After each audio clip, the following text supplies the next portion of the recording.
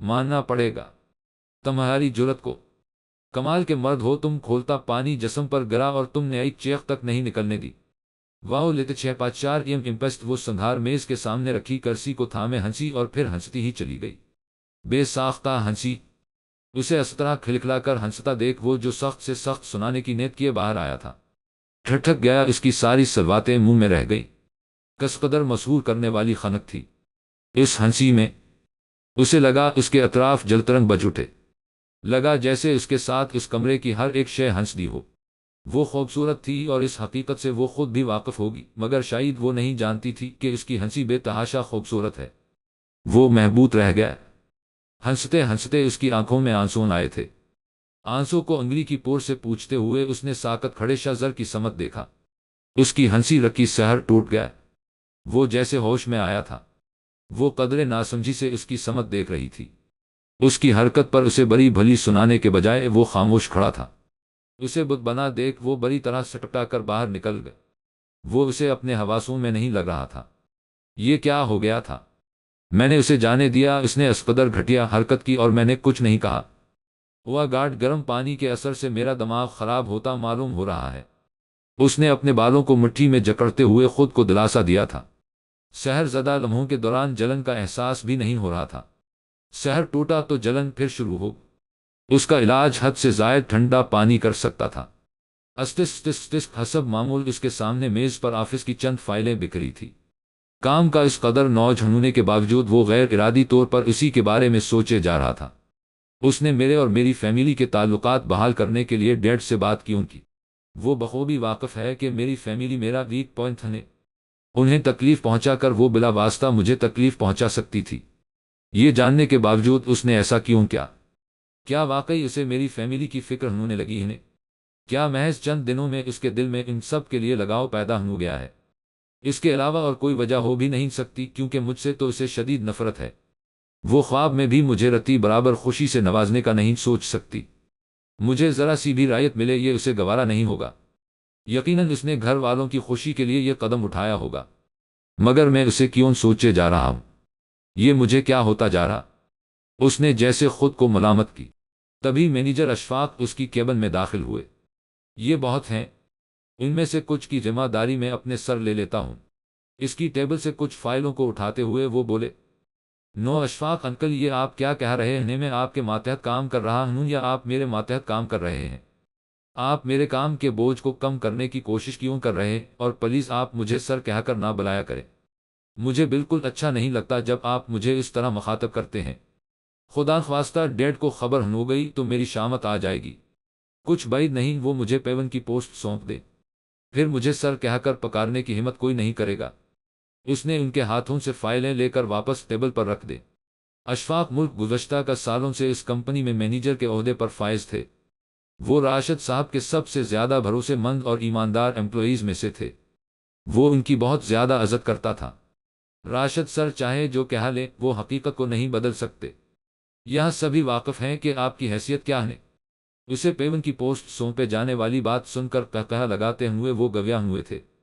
ہوا guard uncle, آپ میری حیثیت کا تعین کرنا چھوڑیں اور آئندہ مجھے سر کہہ کر مت بلائیے گا۔ آپ مجھے بیٹا بھی تو کہہ سکتے ہیں نا۔ اس کی بات پر وہ شفقت سے مسکرا دیے۔ ملک صاحب نے اسے پہلی بار تب دیکھا تھا جب وہ محض 5 سال کی عمر میں اپنے والد کی انگلی تھامے آفس آیا تھا۔ وہ ان کے سامنے جوان ہوا تھا۔ ان کے خیال میں وہ نہایت ہی مخلص اور نیک دل لڑکا تھا۔ اوروں کی طرح وہ شاہ زر کے متعلق کوئی غلط رائے نہیں رکھتے تھے۔ آفریدی ولا کے آنگن میں شام کے سائے پھیلے ہوئے تھے۔ پرندے اپنے اپنے گھروں کو لوٹ رہے تھے۔ آج آفس میں ہاف ڈے تھا، لہذا وہ جلدی گھر لوٹا تھا۔ وہ جو ہی حال میں داخل ہنوا دا کہیں سے وارد ہوئی اور اس کا راستہ روک لیا۔ ویلکم ہوم پرنس چچو، آج کل آپ مجھے بالکل ٹائم نہیں دیتے، میں آپ سے خفا ہوں۔ وہ اپنا رخ پھیر کر کھڑی ہو گئی۔ اچھا میری چھوٹی موٹی پرنسس، اب جلدی سے بتائیے کہ چاچو آپ کی خفگی دور کرنے کے لیے کیا کر سکتے ہیں؟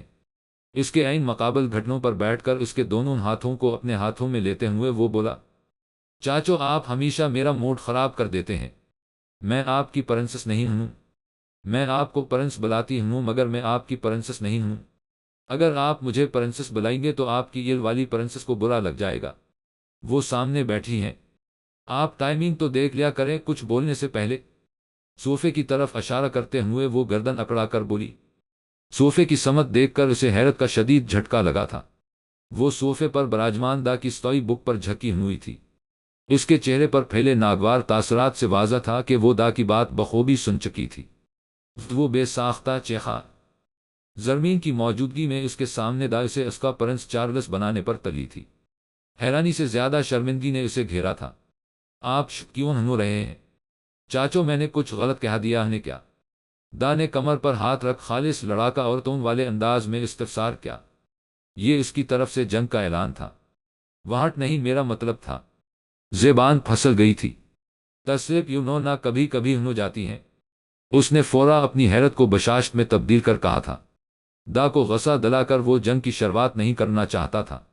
بٹ چاچو پرنسس تو بہت بیوٹیفل ڈریسز پہنتی ہیں تو پھر زرمین آنٹی ویسے ڈریسز کیوں نہیں پہنتی؟ آپ ایسا کریں آنٹی کے لیے بالکل سنڈریلا جیسی ڈریس لے کر آئیں۔ آپ انہیں پہننے کے لیے کہیں گے تو وہ منع نہیں کر پائیں گی۔ ممی بھی پاپا کو نہ نہیں کہہ پاتی ہیں۔ ایک نئے سوال کے ساتھ ایک نئی فرمائش بھی سامنے آئی تھی۔ دا کی بات پر اس کی نگاہ بے ساختہ زرمین کی طرف اٹھی تھی۔ اس کی ہلکے گلابی رنگ کی قمیض پر سفید دھاگے کی کڑھائی کا ورک تھا۔ سفید رنگ کا چوڑی دار پاجامہ کے ساتھ ہم رنگ دوپٹہ تھا جس کے کنارے گلابی رنگ کی موتیاں لٹک رہی تھی۔ اس کے چہرے کا رنگ بھی قمیض کا ہم رنگ معلوم ہو رہا تھا۔ سنہری دراز پلکیں جھکی تھی۔ ریشمے گھنے بالوں کی چوٹی دا کی سٹوری بک پر جھول رہی تھی۔ کچھ آوارہ لٹیں اس کے چہرے کو بار بار چھونے کی جسارت کر اسے پریشان کیے دے رہی تھی، جنہیں کانوں کے پیچھے دھکیلنے میں وہ مصروف تھی۔ سرسری سی نظر ڈال کر شاہ زر نے باریکی سے اس کا جائزہ لیا تھا۔ وہ اسی قسم کے ہلکے رنگ کے سادہ ملبوسات میں نظر آتی تھی۔ وہ خوبصورت تھی اور ہر لباس میں خوبصورت لگتی تھی، مگر اس کا لباس دا کی پرنسس کے معیار پر پورا نہیں اترتا تھا۔ وہ اپنی گردن پوری طرح جھکاتے ہوئے خود کو لا تعلق ظاہر کرنے کی کوشش کر رہی تھی۔ دا کے سوال کا شاہ زر سے کوئی جواب نہیں بن پڑ رہا تھا۔ تبھی مزنی کی آواز نے اس کی الجھن سلجھا دی تھی۔ دیکھو دا زرمین آنٹی کو اسی طرح کے کپڑے پسند ہیں، اسی لیے وہ ایسے دست اپ ہوتی ہیں۔ تم اس قسم کے اننیسیسری سوال اور فرمائش کرنا بند کر دو۔ جاؤ تمہاری مام تمہیں بلا رہی ہیں۔ حال سے بالائی منزل کو جاتی سیڑھیوں کے درمیان کھڑی وہ نہ جانے کب سے ان کی باتیں سن رہی تھی۔ وہ تینوں اس کی موجودگی سے بے خبر تھے۔ دا کچن کی طرف بھاگی تھی۔ حال میں موجود دونوں شخصیتوں نے بیک وقت پر تشکر نگاہوں سے اسے دیکھا تھا۔ عین موقع پر حاضری دے کر اس نے ان دونوں ہی کو اوقوت صورتحال سے نکالا تھا۔ انہیں مکمل طور پر نظر انداز کرتی وہ دائیں سمت سے بالائی منزل کو جاتی سیڑھیاں چڑھ گیا، اور شاہ زر بائیں سمت سے اوپر کو جاتی سیڑھیاں چڑھتا اپنے کمرے میں روپوش ہو گیا۔ وہ صوفے پر بیٹھی رہ گئی۔ مزنی اور شاہ زر کے موجودگی میں دا نے اس کا نام شاہ زر کے ساتھ جوڑا تھا۔ وہ سخت بدمزہ ہوتی۔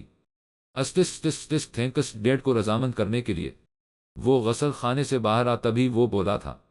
کیا مطلب؟ حیران ہوتی ہوئی وہ بس اتنا ہی کہہ پائی۔ لان میں تمہارے اور ڈیڈ کے درمیان ہو رہی گفتگو میں نے سن لی تھی، اسی لیے تھینکس میری اور میرے گھر والوں کی مشکل آسان کرنے کے لیے۔ اس نے سلسلہ کلام جوڑا تھا۔ اس سے بات کرتے ہوئے نگاہیں اس کے چہرے پر مرکوز کرنے کے بجائے وہ ادھر ادھر دیکھ رہا تھا، جیسے یہ کہتے ہوئے سب کی کا احساس ہو رہا ہو، میں نے انکل کو رضا مند کر لیا اور اس گھر کا ماحول پہلے جیسا ہو گیا۔ اس سے تم یہ مطلب ہرگز نہ اخذ کر لینا کہ تمہیں رعایت دینے کا خیال میرے دل میں آیا ہے۔ میں نے یہ سب اس گھر کے مکینوں کی خوشی کے لیے کیا ہے۔ میں انہیں تکلیف نہیں دینا چاہتی۔ میرے قصوروار تم ہو، اس لیے سزا کے مستحق بھی تم ہو، وہ لوگ نہیں۔ لہذا خوش فہمی سے دور رہو اور اپنا تھینکس اپنے پاس ہی رکھو۔ اسے ٹکا سا جواب دے کر وہ بستر پر لیٹ کر چادر میں چھپ گئے۔ وہ چادر میں لپیٹے اس کے وجود کو دیکھ رہ گیا۔ اس کچھ ایسے ہی جواب کی امید تھی۔ وہ صوفے پر لیٹ گیا۔ رات دھیرے دھیرے صبح کی طرف بڑھ رہی تھی۔ تبھی شاہ زر کے فون کی رنگ نے ماحول کے سکوت کو توڑا۔ اس نے فون ریسیو کیا۔ ہاں بھائی میں جانتا ہوں، وہ فائل کل کی میٹنگ کے لیے بہت اہم ہے۔ کل صبح تک میں اسے کمپلیٹ کر آپ کو سونپ دوں گا۔ آپ خونخواہ پریشان ہو رہے ہیں۔ اشار نہ جانے فون پر کیا کچھ کہہ رہا تھا، وہ سن نہیں سکتی تھی۔ شاہ زر نے اس کی یقین دہانی کر کے فون کاٹ دیا۔ اس وسیع واریس گھر میں کسی ضروری بات کو ایک دوسرے تک پہنچانے کے لیے طویل راہداری عبور کر آمنے سامنے بیٹھ کر اپنا مدعا بیان کرنے کے بجائے عموماً بطریق فون کے معلومات کا تبادلہ ہوتا تھا۔ اس کے ذہن کی سوئی اہم فائل ان دو الفاظ پر اٹک کر رہ گئی تھی۔ تو مسٹر شاہ زر آفریدی اس خوش فہمی کا شکار ہیں کہ میرے ارادے کمزور پڑ رہی ہیں، ان کے تئیں میری نفرت میں کمی آ گئی ہے، کیوں نہ ان کی خوش فہمی دور کر دی جائے؟ میری نظر میں ان کی کیا حیثیت ہے، اس کا احساس کرایا جائے۔ وہ کسی پلاننگ کو ذہن میں ترتیب دیتے نیند کی وادیوں میں چلی گئی۔ فجر کے وقت اس کی آنکھ کھلی، وہ صوفے سے ندار تھا۔ اس نے اطراف میں نظر دوڑائی، اس کا سر اسٹڈی ٹیبل پر تھا، اطراف میں ایک فائل کھلی پڑی تھی، انگلیوں میں پکڑے پین پر اس کی گرفت ڈھیلی نہیں پڑی تھی، غالباً ابھی ابھی اس کی آنکھ لگی تھی۔ اگرچہ وہ گہری نیند میں ہوتا تو پین اس کے ہاتھ سے گر چکا ہوتا۔ وہ بغیر کوئی آواز کیے آہستگی کے ساتھ اپنے کام انجام دیتی رہی۔ وہ چاہ رہی تھی کہ وہ سوتا رہے، اس کی نیند کچی تھی، ذرا سی آہٹ پر اس کے بیدار ہو جانے کا اندیشہ تھا۔ وہ ناشتہ کی ٹیبل پر موجود نہیں تھا، شاید وہ رات بھر جاگ کر کام کرتا رہا ہے۔ بہتر ہے اسے سو لینے دیا جائے۔ راشد صاحب کے استفسار پر اشار کا جواب سن کر وہ خاموش ہو گئے۔ ناشتے کے فوراً بعد وہ ٹرے ہاتھوں میں اٹھائیے اپنے کمرے میں چلی آئی۔ وہ ہنوز سو رہا تھا، پین انگلیوں کی گرفت سے آزاد ہو کر ٹیبل پر گری تھی۔ گڈ مارننگ مسٹر شاہ زر آفریدی، آپ کا بریک فاسٹ حاضر ہے۔ اپنے پہلے کے رنگ میں واپس لوٹتے ہوئے آج پھر آپ بریک فاسٹ کے وقت غیر حاضر تھے، لہذا آپ کی والدہ محترمہ نے بڑے احترام کے ساتھ یہ بریک فاسٹ آپ کے لیے بھجوایا ہے۔ نیند کی وادیوں سے باہر آ جائیں اور نوش فرمائیں۔ انگلیوں سے میز بجا کر زرمین نے اعلان کرنے کے انداز میں کہا۔ وہ ہڑبڑا کر بیدار ہوا تھا۔ اس سے قبل کہ وہ اس کا ذہن لاشعور سے شاور کی طرف آتا، اس کی نظر ناشتے کی ٹرے پر پڑی تھی۔ زرمین نے لاپرواہی سے ٹرے قدرے ٹیڑھی کر کے اٹھا رکھی تھی۔ تیجتا چائے کا کپ بھی ٹرے کے کنارے پھسلا تھا، چائے کپ سے چھلک کر سیدھے اس کی اہم فائل پر گر رہی تھی۔ وہ بدواس سا بجلی کی تیزی سے ٹرے پرے دھکیل کر چیخا تھا، مگر دیر ہو چکی تھی۔ فائل کھولی ہونے کی بدولت چائے سیدھے صفحات پر گری تھی۔ کل ساری رات جاگ کر کی ہوئی محنت سیاہی بن کر فرش پر ٹپک رہی تھی۔ وہ بے یقینی سے کھڑا ہو کر صفحات کو الٹ پلٹ کر دیکھ رہا تھا۔ کو بچت نہیں ہوئی تھی، اس کی محنت ضائع ہو چکی تھی۔ وہ سکتے کی کیفیت میں دوبارہ کرسی پر گر گیا۔ بڑے ہی اطمینان سے اس کی ابتر حالت کو دیکھ اپنی آنکھوں کو تسکین پہنچا لینے کے بعد وہ جانے کے لیے مڑی تھی۔ اس کی آواز پر وہ رکی۔ وہ بغور ناشتے کی ٹرے کو دیکھ رہا تھا۔ اس گھر کا ہر ایک فرد واقف ہے کہ میں چائے نہیں پیتا۔ ممی سے یہ بھول کبھی نہیں ہو سکتی کہ وہ میرے لیے چائے بھجوائے۔ پہلے تو کبھی زرمین میرے لیے کمرے تک ناشتہ لے کر نہیں آئی، پھر آج اچانک کیسے؟ چائے کے کپ کو دیکھ سارا ماجرا اسے سمجھ آ گیا۔ ممی جانتی ہیں، ممی کیا اس گھر میں سب جانتے ہیں کہ میں چائے نہیں پیتا سوائے تمہارے؟ اس سے قبل تو روایتی بیویوں کی طرح تم کبھی ناشتہ کی ٹرے لے کر کمرے تک نہیں آئی، پھر آج اچانک اس چینج کی وجہ کیا ہے؟ اس کے چہرے کو نظروں کی گرفت میں لیتے ہوئے اس نے تصور کو الفاظ کی شکل دی تھی۔ جب سارا ماجرا تمہاری سمجھ میں آ چکا ہے تو پھر یہ بے تکا سوال کر کے تم خود بے وقوف ثابت کرنے پر کیوں تلے ہو؟ وہ کمال اطمینان سے ٹرے میز پر رکھتے گویا ہو۔ کیوں، کیا تم نے یہ؟ تمہاری دشمنی مجھ سے تھی تو مجھ تک محدود رکھتی، بزنس کے معاملات میں مداخلت کرنے کی کیا ضرورت تھی؟ تم جانتی بھی ہو کتنی اہمیت رکھتی تھی یہ فائل آج ہونے والی میٹنگ کے لیے۔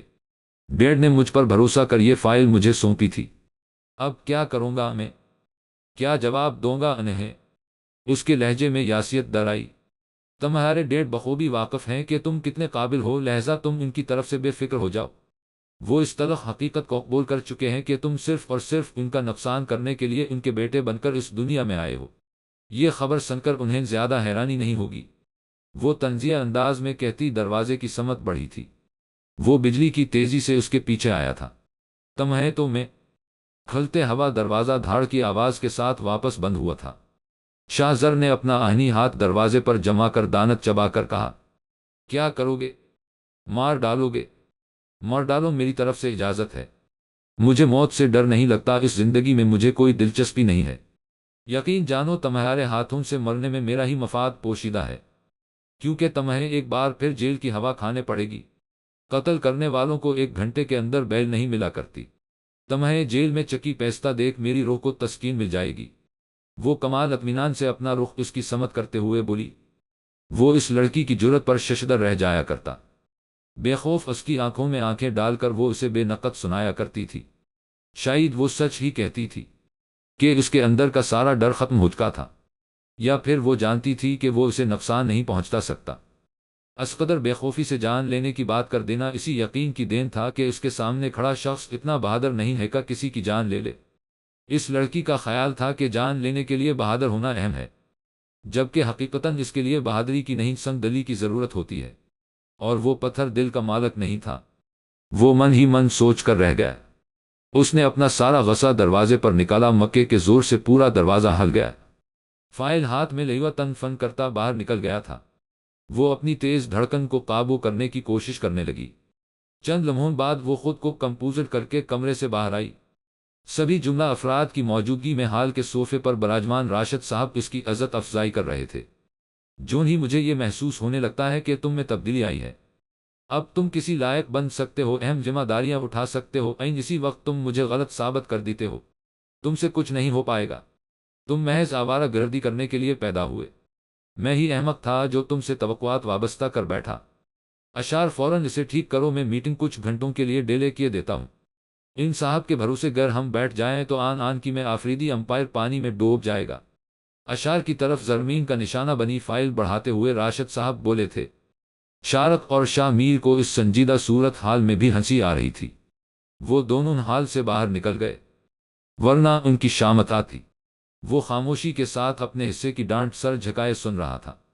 ایک بار پھر راشد صاحب اور اس کے درمیان گفتگو ہو رہی تھی، مگر گفتگو کی نوعیت مختلف نہیں تھی۔ وہ ڈانٹ رہے تھے، وہ سن رہا تھا۔ تبھی اس کی نظر اوپر اٹھی تھی۔ بالائی منزل پر عین اس کے اوپر ریلنگ کو تھامے وہ کھڑی فاتحانہ انداز میں مسکرا رہی تھی۔ اس کی طبیعت مزید مقدر ہو۔ آج آفریدی ولا میں زین کی استقبال کی تیاری کی جا رہی تھی۔ کچن سے اشتہا انگیز پکوانوں کی خوشبوئیں اٹھ رہی تھی۔ اتوار کا دن تھا، لہذا سب مرد حضرات بھی گھر ہی پر ناشتے کے بعد خوش گپیوں میں مصروف تھے۔ دفاتر لان سے بچے کی دلخراش چیخ کی آواز آئی تھی۔ سبھی لان کی سمت بھاگے تھے۔ رشیدہ بابا کا پوتا مدثر، جس کی عمر لگ بھگ 11 یا 12 برس تھی، بری طرح گھائل تھا۔ اس کے سر سے بےتحاشا خون بہہ رہا تھا، غالباً کھیلتے ہوئے گر پڑا تھا۔ واچ مین اپنے ہاتھ سے زخم کی جگہ کو دبا کر خون کے بہاؤ کو کم کرنے کی کوشش کر رہا تھا۔ شاہ زر نے آگے بڑھ کر اسے گود میں اٹھایا اور گاڑی میں ڈال کر مین گیٹ سے باہر نکل گیا۔ سبھی کی توجہ بچے کی طرف تھی۔ تبھی مزنی پلٹی تو زرمین کو لان کی گھاس پر بے سد پایا۔ حیرت کے مارے اس کی چیخ نکل گئی۔ وہ ہوش میں آ تو خود کو اپنے کمرے کے بستر پر پایا۔ کیا ہو گیا تھا؟ اچانک تمہیں چوٹ مدثر کو آتی اور بے ہوش تم ہو گئے۔ تمہاری طبیعت تو ٹھیک ہے؟ اسے ہوش میں آتا دیکھ مزنی نے چھوٹتے ہی سوال کیا۔ مزنی کے علاوہ راحت بیگم اور مشال بھابھی بیٹھ کے سراہنے کھڑی تھی۔ وہ شرمندہ سے اٹھ بیٹھی۔ ہاں میری طبیعت بالکل ٹھیک ہے، بس ذرا سا چکر آ گیا تھا۔ پلیز آپ لوگ میرے لیے پریشان نہ ہوں، اس نے خفیف سی مسکراہٹ کے ساتھ کہا۔ اس کا جواب سن کر مشال اور راحت بیگم مسکراتی ہوئی اسے اپنا خیال رکھنے کی ہدایت دیتے باہر نکل گئی۔ وہ دراصل بہت زیادہ خون دیکھتے ہی میری طبیعت خراب ہونے لگ جاتی ہے۔ مزنی کو اکیلا پا کر اس نے اصل وجہ بتائی۔ کیا تم ہیموفوبک ہو؟ مجھے یقین ہی نہیں ہو رہا کہ بظاہر اتنی بہادر نظر آنے والی لڑکی اندر سے اتنی کمزور نکلے گی۔ کب سے ہے یہ پرابلم تمہیں؟ مزنی حیران ہوئی تھی۔ بچپن سے، اس نے سر جھکا کر مختصر جواب دیا۔ جہاں تک مجھے پتا ہے، عموماً زیادہ تر ہیموفوبک افراد کم عمر میں کسی خطرناک ایکسیڈنٹ یا وائلنس کو دیکھ لینے سے یا خود اس کا حصہ ہونے کی وجہ سے اس فوبیا کے شکار ہوتے ہیں۔ کیا تم بھی؟ مزنی نے اپنی بات ادھوری چھوڑی تھی۔ پتہ نہیں کون سی وبا پھیلی تھی، تب ہر دوسرا انسان خون کی الٹیاں کر رہا تھا۔ میرے ماں باپ بھی میرے سامنے خون کی الٹیاں کرتے ہوئے دم توڑ گئے، وہ سپاٹ چہرے کے ساتھ بولی۔ اس کی بات سن کر مزنی کے جسم میں ایک سرد لہر دوڑ گئی۔ کتنا کچھ سہا تھا اس لڑکی نے۔ تم یہ سب باتیں چھوڑو اور بتاؤ مدثر کیسا ہے؟ کیا اسے ہاسپٹل لے جایا گیا؟ مزنی کو خاموش پا کر اس نے بات بدل دی۔ تبھی مشال جوس کا گلاس اٹھائیے کمرے میں داخل ہوتی اس کی بات سن کر بولی۔ تمہیں اس گھر کے ملازمین کے لیے فکر مند ہونے کی ضرورت نہیں، شاہ زر تنہا کافی ہے اس نیک کام کے لیے۔ رشیدہ بابا سے تو اس کی اسپیشل بانڈنگ ہے۔ اب دیکھنا مدثر کی مرہم پٹی کروا کر جب وہ گھر واپس آئے گا تو رشیدہ بابا سے کہے گا، بابا آپ کچھ دنوں کے لیے اس گھر کے اندر قدم بھی نہ رکھیں اور مدثر کا خیال رکھیں، کام دوسرے ملازمین کر لیں۔ ختم۔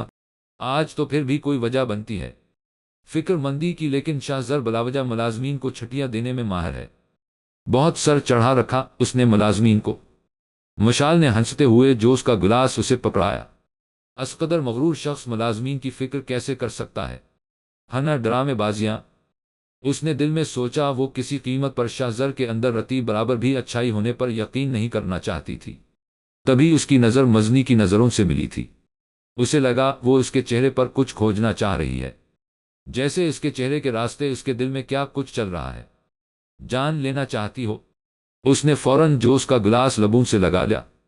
مزنی کی موجودگی میں شاہ زر کی تعریف پر وہ عجیب سی کیفیت کا شکار ہو جاتی تھی۔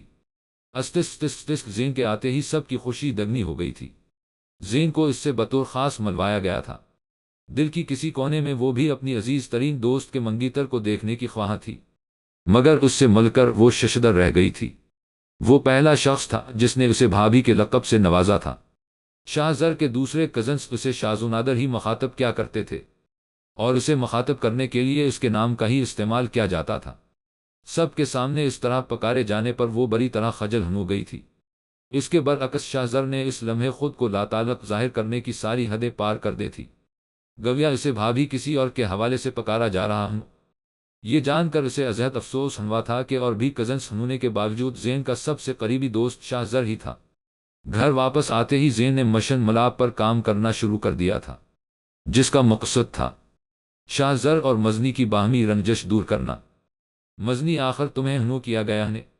تم اتنے دنوں تک شاہ زر سے بات کیے بنا کیسے زندہ ہوں؟ وہ ٹیریس پر مزنی کے پیچھے چلا آیا تھا۔ میں ان دنوں ذہنی کشمکش سے گزر رہی ہوں، مجھے سمجھ نہیں آ رہا کہ کیا کروں۔ اس کا لہجہ تھکن زدہ تھا۔ کم مزنی، میں اتنے دنوں سے تم سے پوچھ رہا ہوں، آخر کیا وجہ ہے کہ تم اسے معاف کرنے پر آمادہ نہیں ہو؟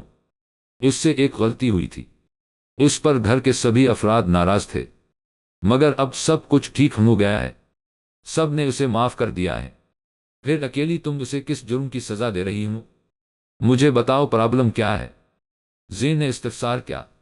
مزنی نے اسے زرمین سے اپنی پہلی ملاقات سے لے کر اب تک کی ساری داستان منوان سنا دی۔ بس اتنی سی بات، اس میں اتنا ٹینشن لینے کی کوئی گنجائش نہیں نکلتی۔ تم شاہ زر کی وائف سے شاہ زر کی لالمی میں مل سکتی ہو تو شاہ زر سے کیوں نہیں؟ یہ سراسر نا انصافی ہے۔ تمہیں شاہ زر سے بھی اس طرح ملنا چاہیے کہ اس کی وائف کو خبر نہ ہو۔ اس طرح وہ دونوں کے ساتھ تم بھی خوش رہو گی، وہ دونوں ہی اس خوش فہمی میں مبتلا رہیں گے کہ تم اس کی طرف ہو۔ اس کی بات سن کر وہ حیران رہ گئی۔ کس قدر احمق تھی جو اتنی سی بات کو لے کر پریشان تھی۔ زین نے اس کی کشمکش کو منٹوں میں ختم کر دیا۔ تشکر کے مارے اس کی آنکھیں بھر آئی، اس نے اپنا سر اس کے شانوں پر رکھ دیا۔ زین نے بڑی محبت سے اسے سمیٹ لیا۔ وہ آفس کے مین گیٹ کو عبور کرنے ہی والا تھا کہ اس کی نگاہ ریڈ نشان پر پڑی۔ سیکنڈ سے کم وقفے میں وہ پہچان گیا، وہ مزنی کی کار تھی۔ تبھی کار کا دروازہ کھلا، وہ باہر نکلی تھی۔ شاہ زر کو اپنے مقابل دیکھ اس نے دور سے ہاتھ ہلایا تھا۔ وہ حیرت کے سمندر میں غوطہ زن تھا۔ حیرانی کی وجہ مزنی کی وہ مسکراہٹ تھی جو اس نے دور سے اس کی طرف اچھالی تھی۔ وہ دھیرے دھیرے قدم اٹھاتی اس کے قریب چلی آئی، مسکرا کر اسے دیکھا اور اس کے سینے سے لگ وہ ہنکوں کی طرح منہ کھولے کھڑا رہ گیا۔ اوہ بھا، اپنا منہ تو بند کر لیں، اس حالت میں آپ بالکل بھی ہینڈسم نہیں لگ رہے۔ اس سے الگ ہوتے ہوئے وہ قہقہ لگاتی ہوئی بولی، آئی کینٹ بلیو دس، مجھے اپنی آنکھوں پر یقین نہیں ہو رہا۔ وہ جیسے ہوش میں آیا۔ اس قدر حیران ہو کر آپ مجھے شرمندہ کر رہے ہیں؟ کیا میں اتنا بھی حق نہیں رکھتی کہ کچھ دن آپ سے ناراض رہ سکوں؟ وہ مصنوعی خفگی سے بولی، بے شک تم مجھ سے خفا رہ سکتی ہو۔ خفا تو سب تھے، مگر صرف تمہاری خفگی ختم ہونے کا نام نہیں لے رہی تھی۔ ساری باتیں یہاں کھڑے کھڑے ہونی ہے کہ آپ مجھے کسی اچھے سے ریسٹورنٹ لے چلیں گے۔ مزنی کو احساس ہوا وہ دونوں آفس کے مین گیٹ پر کھڑے تھے۔ ریسٹورنٹ تو ضرور لیے چلوں گا، مگر تمہیں مجھے لفٹ دینی ہوگی۔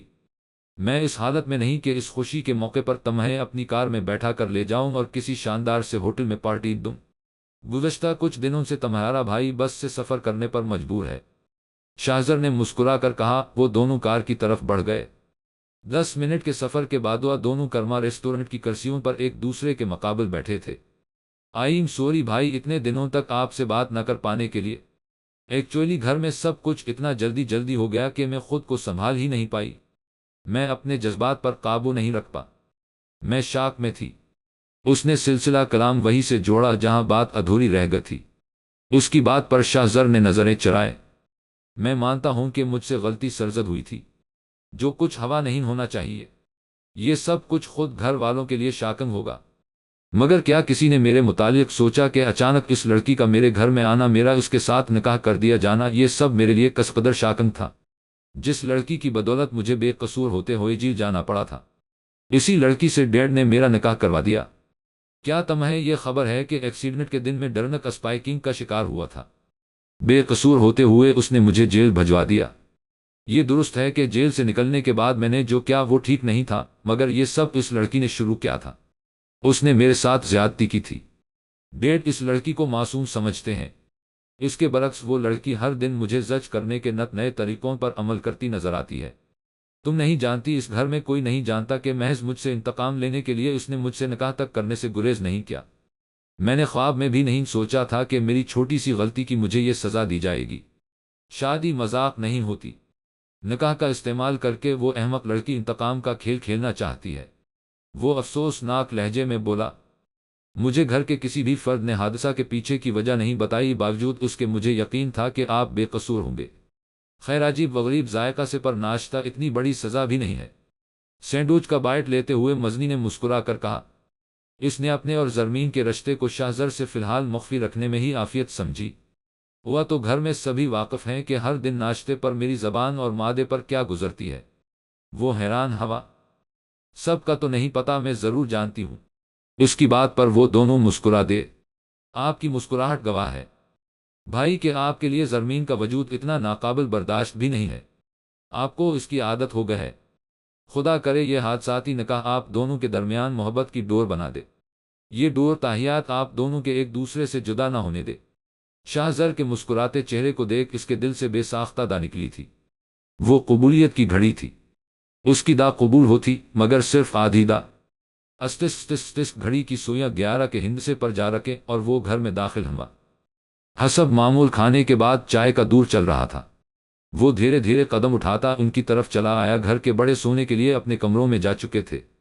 جوانوں کی محفل جمی تھی اور کھانا کھا لیا سب نے۔ اس نے صوفے پر بیٹھتے ہوئے بات برائے بات کہا۔ اتنے دنوں کے بعد سب کے ساتھ بیٹھا تھا، سمجھ نہیں آ رہا تھا کیا بات کرے، الفاظ کہیں گم سے ہو گئے تھے۔ ہم سبھی نے کھانا کھا لیا، تم ہماری فکر چھوڑو اور اپنی فکر کرو۔ کچھ اندازہ ہے بڑے تایا کب تک تمہاری جان بخشی کرائیں گے اس مشقت سے؟ بس کے دھکوں کا اثر تمہارے چہرے کے ساتھ ساتھ کپڑوں پر بھی نظر آنے لگا ہے۔ زین نے اس کے کندھے پر ہاتھ رکھے کہا۔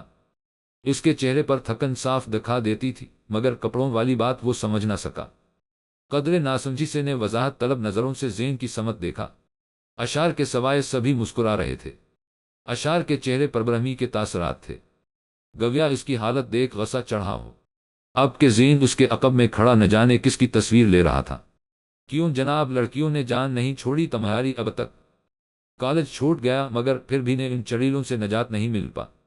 ویسے بہانے سے کسی کے اوپر گرنے کے لیے بس بہترین جگہ ہے۔ تم 1000 بار کسی کی گود میں گر جاؤ کو کچھ نہیں کہتا۔ ہم نے تو یہ سب بس فلموں میں ہوتے دیکھا تھا، آج حقیقت ثبوت دیکھ کر حیرانی ہو رہی ہے۔ اس ملک میں لڑکیوں کی حسمت کے لیے لاکھوں قانون ہیں، مگر بیچارے شاہزر جیسے لڑکوں کے لیے کوئی قانون نہیں بنا۔ افسوس، لڑکوں کو چھیڑنے والی لڑکیوں کو بھی سزا ہونی چاہیے۔ گھبراؤ مت پیارے، ہم تمہارے لیے آواز اٹھائیں گے۔ موبائل کی اسکرین اس کی آنکھوں کے سامنے نچا کر زین نے اس کی حمایت میں تقریر پیش کی۔ باقی کزنز کے بے ساختہ قہقہے حال میں گونجے تھے۔ تصویر میں اس کی پشت پر گہری سرخ لپسٹک کا داغ واضح تھا۔ بے ساختہ اسے وہ لڑکی یاد آ جو بس میں سیٹ خالی ہونے کے باوجود اس کی سیٹ کے پاس کھڑی تھی۔ جب بس اسپیڈ بریکر پر سے گزرتی وہ آؤچ کی آواز کے ساتھ اس کی گود میں گرنے کی کوشش کرتی۔ بڑی مشکل سے اس نے اس بد کردار لڑکی کو اپنی گود میں بیٹھنے سے باز رکھا تھا۔ انہی کوششوں کے چلتے وہ داغ اس کی سفید شرٹ کو داغدار کر گیا تھا۔ مجبوراً جب اس نے اپنی سیٹ بدلی تب کہیں جا کے سکون کی سانس نصیب ہو۔ وہ سب کے سامنے کھسیا کر رہ گیا۔ اس کولی کر لڑکیوں کا پاگلپن ان لڑکوں سے پوشیدہ نہیں تھا۔ تبھی عالیہ بیگم حال میں داخل ہوئی۔ سب کی ہنسی کو بریک لگے تھے۔ شاہزر جلدی سے فریش ہو جاؤ اور آ کر کھانا کھا لو، رات بہت ہو گئے۔ بیٹا، میں کچن میں تمہارا انتظار کر رہی ہوں، وہ جی کہتا ہوا اٹھ کھڑا ہوا۔ اپنے کمرے میں داخل ہوتے ہی اس کی نظر چادر میں چھپے موجود پر ٹھرگ کو جنبش نہیں ہوتی۔ غالباً وہ سو چکی تھی۔ وہ اپنا بیگ صوفے پر پھینک کر غسل خانے کی سمت بڑھا۔ تبھی بےتحاشا کھانسنے کی آواز پر وہ مڑا تھا۔ وہ بستر پر بیٹھی مسلسل کھانسے جا رہی تھی۔ اس اچانک افتاد پر وہ گھبرا گیا۔ فوری امداد کی طور پر اس نے سائڈ ٹیبل پر موجود جگ سے پانی گلاس میں انڈیل کر اس کی طرف بڑھایا تھا۔ غالباً نیند میں گلا خشک ہونے کی وجہ سے وہ کھانس رہی تھی۔ زرمی نے پہلے پانی کے گلاس کی طرف پھر اس کی طرف دیکھا اور اپنا رخ دوسری سمت پھیر لیا۔ اس کی کھانسی رک چکی تھی۔ اس کے چہرے پر مجھے نہیں چاہیے والے تاثرات کو دیکھ شاہ زر نے پانی کا گلاس سائڈ ٹیبل پر رکھ دیا۔ نہیں چاہیے از یو وش، بھلائی کا زمانہ نہیں رہا، وہ طنزیہ لہجے میں کہتے ہوئے پلٹا۔ زرمین کی نظر سیدھے اس کی پشت پر جگمگاتے سرخ لپسٹک کے نشان پر جم گئی۔ سیکنڈ سے بھی کم وقفے میں اس کا غصہ نقطہ ابال سے اوپر چلا گیا۔ مجھے تمہاری مدد کی کوئی ضرورت نہیں ہے۔ تم سے مدد لینے سے بہتر میں مرنا پسند کروں گی۔ اور ہاں، میرے سامنے بھلائی کا ڈھونگ کرنے کی کوئی ضرورت نہیں ہے۔ یہ تماشا ان لوگوں کے سامنے کرنا جو تمہیں اچھا اور بھلا انسان سمجھتے ہیں۔ میں تمہاری اصلیت سے بخوبی واقف ہوں کہ تم کتنے بھلے انسان ہو۔ اس کے ایک جملے کے جواب میں وہ 10 جملے سنا کر وہ سونے کے لیے لیٹ گئی۔ نہ جانے اس لپسٹک کے نشان کو دیکھ کر اسے اس قدر غصہ کیوں آیا تھا۔ وہ خود بھی سمجھنے سے قاصر تھی۔ شاہزر نے اس کی مدد کرنی چاہی، جس کے جواب میں وہ اسے بے نقط سنا کر لیٹ چکی تھی۔ اتنی بدگمانی، اس قدر نفرت، کتنا زہر بھرا ہمواہ نے اس کے دل میں میرے لیے مانا کہ مجھ سے غلطی ہوئی تھی۔ دیش میں آ کر میں نے اس کے ساتھ زیادتی کی تھی، مگر میری سزا بھی تو اسی نے طے کی تھی۔ اب کیا چاہتی ہیں وہ مجھ سے؟ وہ ساکت کھڑا سوچتا رہ گیا۔ اس نے اپنی زندگی میں کئی لڑکیاں دیکھی تھیں جو اس کی ایک نگاہ کو ترستی تھیں۔ نفرت کرنا تو دور، وہ اس کی نفرت کا جواب بھی محبت سے دیا کرتے۔ اس کی وجاہت اور امارت سے حد سے زائد متاثر پروانہ صفت سطحی لڑکیاں اسے ان بد کردار لڑکیوں سے گھن آتی تھی۔ اور پھر ایک دن یہ لڑکی اس کی زندگی میں آ۔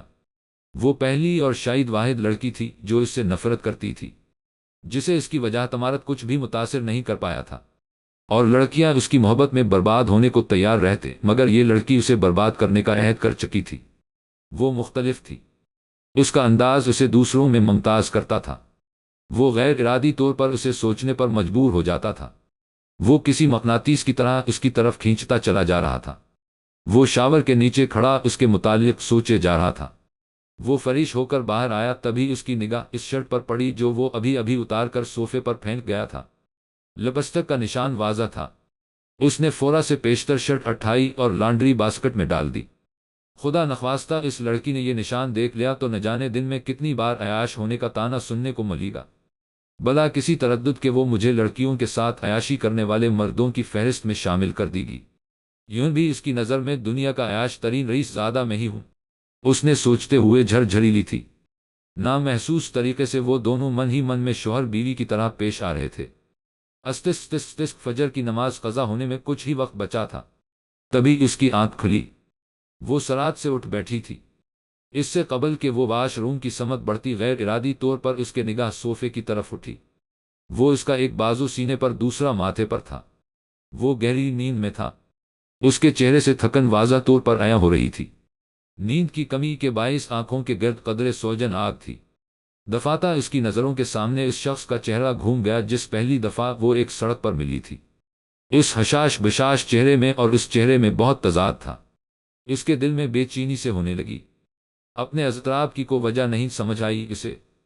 اس نے شاہ زر کے چہرے سے اپنی نگاہ ہٹا لی۔ وہ خود کی کیفیت پر مطیر تھی۔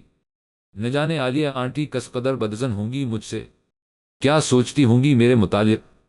مجھے دیکھتے ہی ان کے دل سے بددہ نکلتی ہوگی۔ ان کے عزیز ترین بیٹے کی اس حالت کی وجہ میں ہوں۔ شہزادے کے مانند اپنی اب تک کی زندگی بسر کرنے والے بیٹے کی یہ حالت دیکھ ان دل کتنا دکتا ہوگا، کس قدر تکلیف ہوتی ہوگی۔ انہیں اس طرح اپنے بیٹے کے غم گھلتے میں نہیں دیکھ سکتی۔ اس سارے میں ان کا تو کوئی قصور نہیں نکلتا، پھر وہ تکلیف کیوں سہیں۔ میں آج ہی انکل سے بات کروں گی۔ عام امپلوا کی حیثیت سے آفس جا کر کام کرنے کی سزا سے نجات دے دے۔ مجھے یہ کرنا ہوگا اس کی فیملی کے لیے۔ میری دشمنی اس سے ہے، ان لوگوں سے نہیں۔ میں یہ صرف اور صرف اس کی ماں کے لیے کر رہی ہوں۔ ان کا مجھ پر احسان ہے۔ من ہی من انہیں مجھ سے نفرت ہوگی، اس کے باوجود ان کا رویہ میرے ساتھ برا نہیں رہا۔ میرا بھی فرض بنتا ہے کہ انہیں کو تکلیف نہ ہونے دوں۔ میرے دل میں شاہ زر کے لیے نفرت میں کوئی کمی نہیں آئی ہے، نہ ہی میرا دل پسیجا ہے۔ اس نے خود کو دلاسا دیا تھا۔ ناشتے کے وقت حسب معمول ان خبر اس کی منتظر تھی۔ شاہزر، چونکہ تم آفس کی ذمہ داریاں اٹھانے کے لاقہ ہو چکے ہو، ہم نے فیصلہ لیا ہے کہ آج سے تم مالک کی حیثیت سے اپنی آفس جوائن کر سکتے ہو، راشد صاحب نے اطمینان سے کہا۔ ٹیبل کے گرد بیٹھے سبھی افراد نے خوشگوار حیرت سے شاہزر کی طرف دیکھا تھا، مگر اس کی نظر بے ساختہ زرمین کی طرف اٹھی تھی۔ وہ لاتعلق بنی ناشتہ کرنے میں منہمک نظر آ رہی تھی۔ اسے بخوبی اندازہ تھا کہ یہ کرم فرما کس کی سفارش پر کی جا رہی ہے۔ ہوا تو میڈم مجھ پر احسان کرنے چلی ہیں۔ اس کے ذہن میں کل رات زرمین کہے الفاظ تازہ ہو گئے، مجھے تمہاری مدد کی ضرورت نہیں ہے ڈیڈ، میرا خیال ہے کہ چند اور دن مجھے اس طرح کام کرنا چاہیے، اس سے میری نالج میں اضافہ ہوگا، بزنس کے داؤ پیچ کو اچھی طرح سمجھنے کا موقع ملے گا، ایکسپیرینس بڑھے گا۔ اس نے سنبھل کر کہتے ہوئے زرمین کی سمت دیکھا، گویا آنکھوں سے کہہ رہا ہو مجھے بھی تمہارے رحم وکرم کی ضرورت نہیں۔ وہ حیران ہوتی اس کو دیکھ رہی تھی۔ برخوردار، ہم فیصلہ لے چکے ہیں، تمہیں اطلاع دی جا رہی ہے، تمہاری رائے نہیں طلب کی جا رہی، آج سے تم اپنی آفس سنبھالو گے۔ راشد صاحب ہمیشہ کی طرح اس کی بات رد کرتے حکم صادر کر چکے تھے۔ اس نے فاتحانہ مسکراہٹ کے ساتھ شاہزر کو دیکھا، وہ بل کھا کر رہ گیا۔ ان دونوں کے درمیان آنکھوں سے ہو رہی سرد جنگ سے لطف اندوز ہوتی مزنی کھل کر مسکرا دی تھی۔ استس پورچ میں اپنی کار کھڑی کر وہ تیز تیز قدم اٹھاتا ہوا لان میں داخل ہوا۔ آج اپنی آفس میں بطور باس اس کا پہلا دن تھا، اور پہلے ہی دن نہایت اہم کاغذات وہ گھر پر بھول گیا تھا۔ اس کے ستارے گردش میں تھے۔ دفاتن اس کی نگاہ لان میں پودوں کو پانی دیتے دا اور زرمین پر پڑی، جبکہ لان کے جھولے پر بیٹھی مزنی چائے کی چسکیاں لینے میں مصروف تھی۔ پانی کے پائپ کو پودوں کی کیاری میں چھوڑ اب وہ دونوں ایک دوسرے کے پیچھے بھاگ رہی تھی۔ زرمین دا کو پکڑنے کی کوشش کر رہی تھی۔ وہ صورت حال کا جائزہ لیتا پول کے نزدیک پہنچ گیا۔ موقع پا کر دا شاہزر کی اوٹ میں ہو۔ شاہزر کی آمد سے یکسر بے خبر وہ پلٹی تھی۔ ایک دم سے اسے اپنے سامنے پا کر وہ ٹکراؤ سے بچنے کے لیے بے ساختہ 2 قدم پیچھے ہٹی، اس بات سے بے خبر کہ اس کے عین عقب میں سوئمنگ پول تھا۔ پول کے اطراف ٹائلز پر پانی ہونے کے باعث اس کا پیر پھسلا۔ اس کی چیخ لاشعوری تھی۔ اس نے خود کو پول میں گرتا ہوا محسوس کیا۔ تبھی شاہزر نے ہوا میں معلق اس کا ہاتھ تھام کر اسے اپنی طرف کھینچا تھا۔ نتیجتاً اس کے سینے سے جالگی، دونوں ہی کا توازن ایک ساتھ بگڑا تھا۔ لاشعوری طور پر زرمین نے اس کمر کے گرد کی شرٹ کو سختی سے مٹھیوں میں جکڑ کر خود کو لڑکھڑانے سے باز رکھا، جبکہ شاہزر نے اسے کندھوں سے تھام کر توازن سنبھالا تھا۔ اس نے چہرہ اٹھا کر شاہزر کو دیکھا۔ وہ براہ راست اس کی آنکھوں میں دیکھ رہا تھا۔ گہری کتھی آنکھیں، وہ پہلے ہی بھی بارہا ان آنکھوں میں براہ راست دیکھ چکی تھی، مگر ان آنکھوں میں اور آج اس کی آنکھوں میں دیکھ رہی ان آنکھوں میں ایک فرق تھا، جذبات کا فرق۔ ان میں ہلکورے لیتے جذبات مختلف تھے۔ اس سے قبل اس نے شاہزر کی آنکھوں میں ان جذبات کو تیرتے نہیں دیکھا تھا۔ اس نے بمشکل خود کو ان آنکھوں کی گہرائی میں ڈوبنے سے بچایا۔ عجیب سا سحر تھا۔ ان آنکھوں میں کوئی کشش جو اسے اپنی سمت کھینچ رہی تھی۔ وہ ان آنکھوں سے چاہ کر بھی نظریں نہیں ہٹا پا رہی تھی۔ اس کے ہاتھ شاہزر کی شرٹ کو جکڑے ہوئے تھے۔ شاہزر کے دونوں ہاتھ اس کے کندھوں پر تھے۔ وہ دونوں ایک دوسرے کے بہت قریب تھے۔ چند سیکنڈ گزر گئے۔ سحر کو ان دونوں کے دائیں طرف کھڑی دا کی تالیوں کی گونج نے توڑا۔ واؤ چاچو، آپ نے بالکل کیک ٹائم پر آنٹی کو بچا لیا، آپ سچ میں ہیرو ہیں۔ وہ دونوں جیسے ہوش میں آئے تھے۔ سیکنڈ سے بھی کم وقفہ میں وہ دونوں ایک دوسرے سے کرنٹ کی تیزی سے دور ہوئے تھے۔ شرم کے مارے زرمین کا چہرہ سرخ ہو گیا۔ مزنی کی موجودگی نے صورت حال کو مزید awkward بنا دیا تھا۔ یہ کیا بدتمیزی ہے؟ How dare you touch me؟ ضبط کرتی وہ آواز دبا کر بولی، مبادا آواز مزنی کے کانوں تک نہ پہنچ جائے۔ بدتمیزی؟ کون سی بدتمیزی؟ میں نے تمہاری ہیلپ کی ہے میڈم، اگر میں تمہیں ٹچ نہیں کرتا تو اب تک تم پول میں گر چکی ہوتی۔ اور یہ سب سدن تھا۔ مجھے کو شوق نہیں ہے تمہیں ٹچ کرنے کا۔ میں نے تمہیں ٹچ کیا تو کیا تم نے مجھے ٹچ نہیں کیا، حساب برابر۔ اس نے اپنی شرٹ پر پڑی شکنیوں کی سمت اشارہ کرتے ہوئے کہا۔ زرمین کی مٹھیوں کی گرفت مضبوط ہونے کی وجہ سے کمر کے گرد شرٹ سکڑ گئی تھی۔ ہوا تو تم نے میری ہیلپ کی ہے، کیا میں نے تم سے ہیلپ مانگی تھی؟ اوکے فائن، حساب برابر کرتے ہیں۔ میں نے تمہاری شرٹ پکڑی تھی، تمہیں ٹچ نہیں کیا تھا، اب میں تمہیں ٹچ کروں گی۔ اس کی بات پر شاہزر کو حیرانی کا زبردست جھٹکا لگا۔ وہ کیا کہہ رہی تھی وہ سمجھ نہیں پایا تھا۔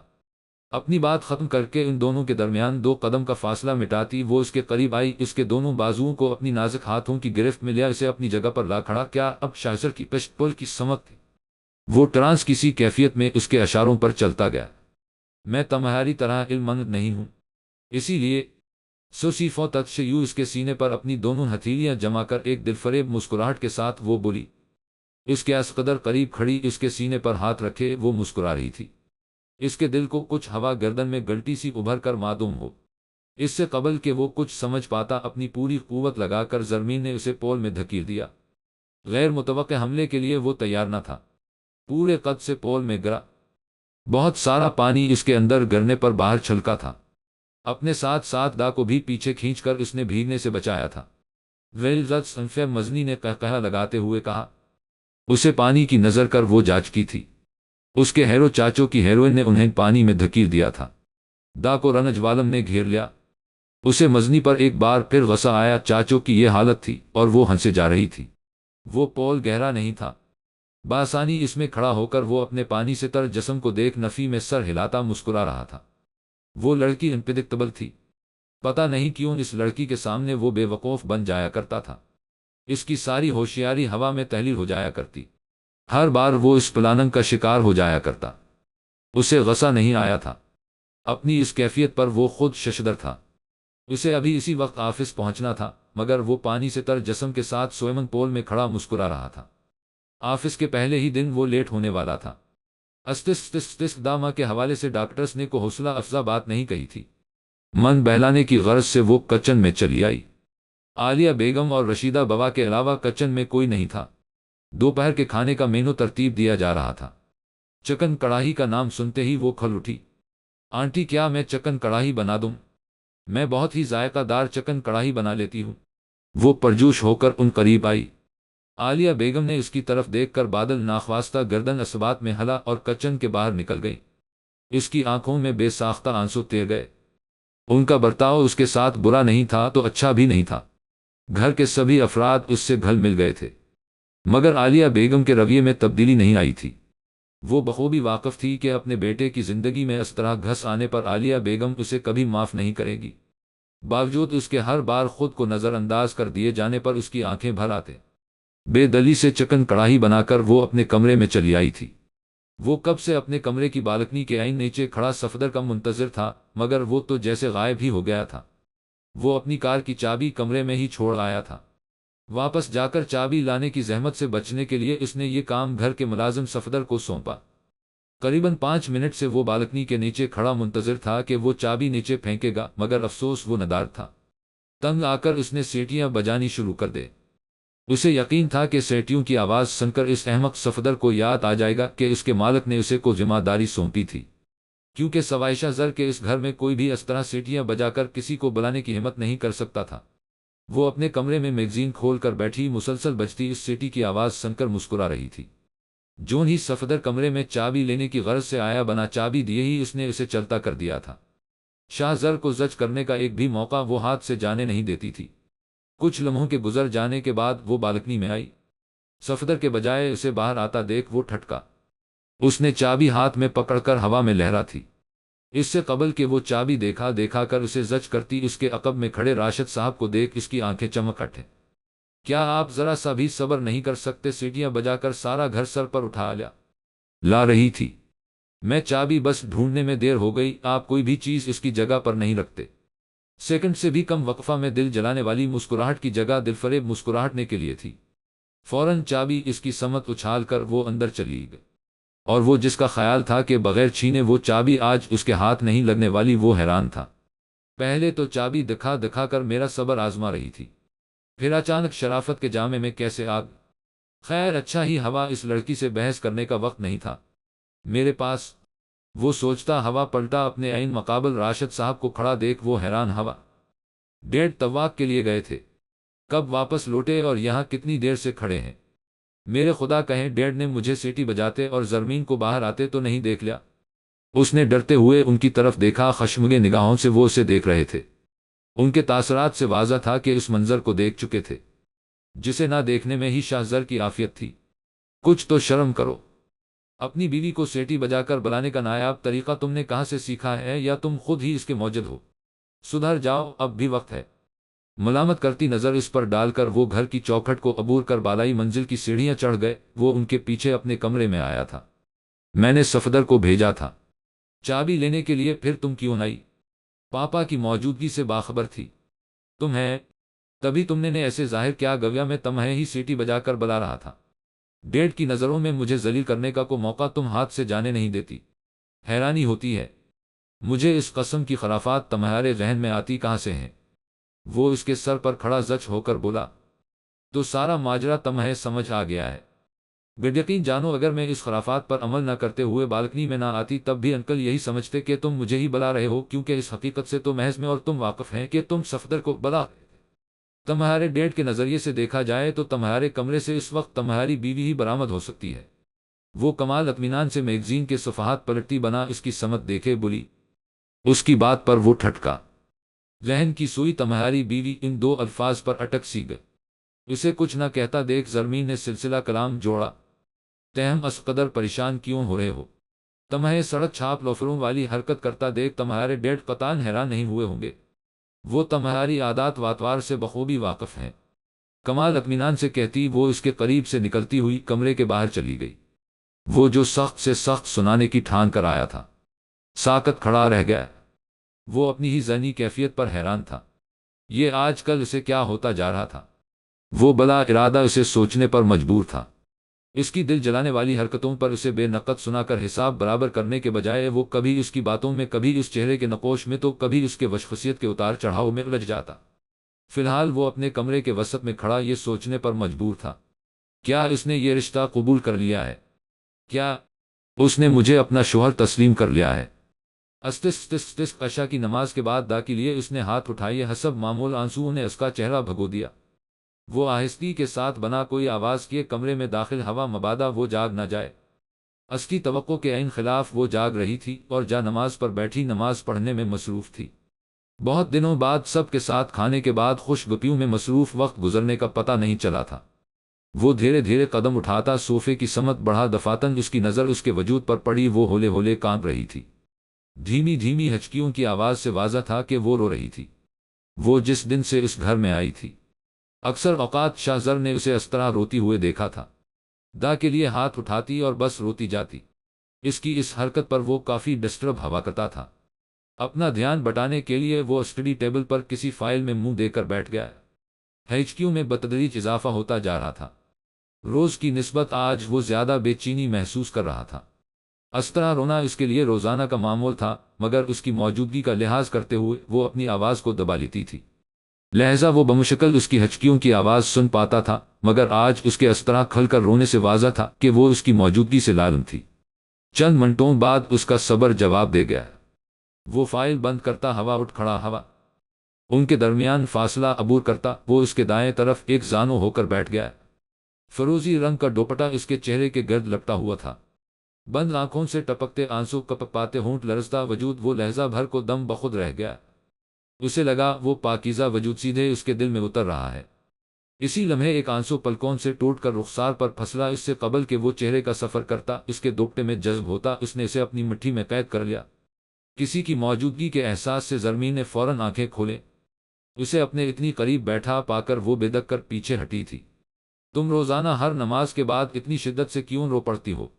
مجھے پتا ہے تم میرے سوال کا جواب نہیں دو گی۔ درحقیقت اس سوال کا جواب جاننا میرے لیے اتنا اہم بھی نہیں ہے، کیونکہ شاید میں اس سوال کا جواب جانتا ہوں۔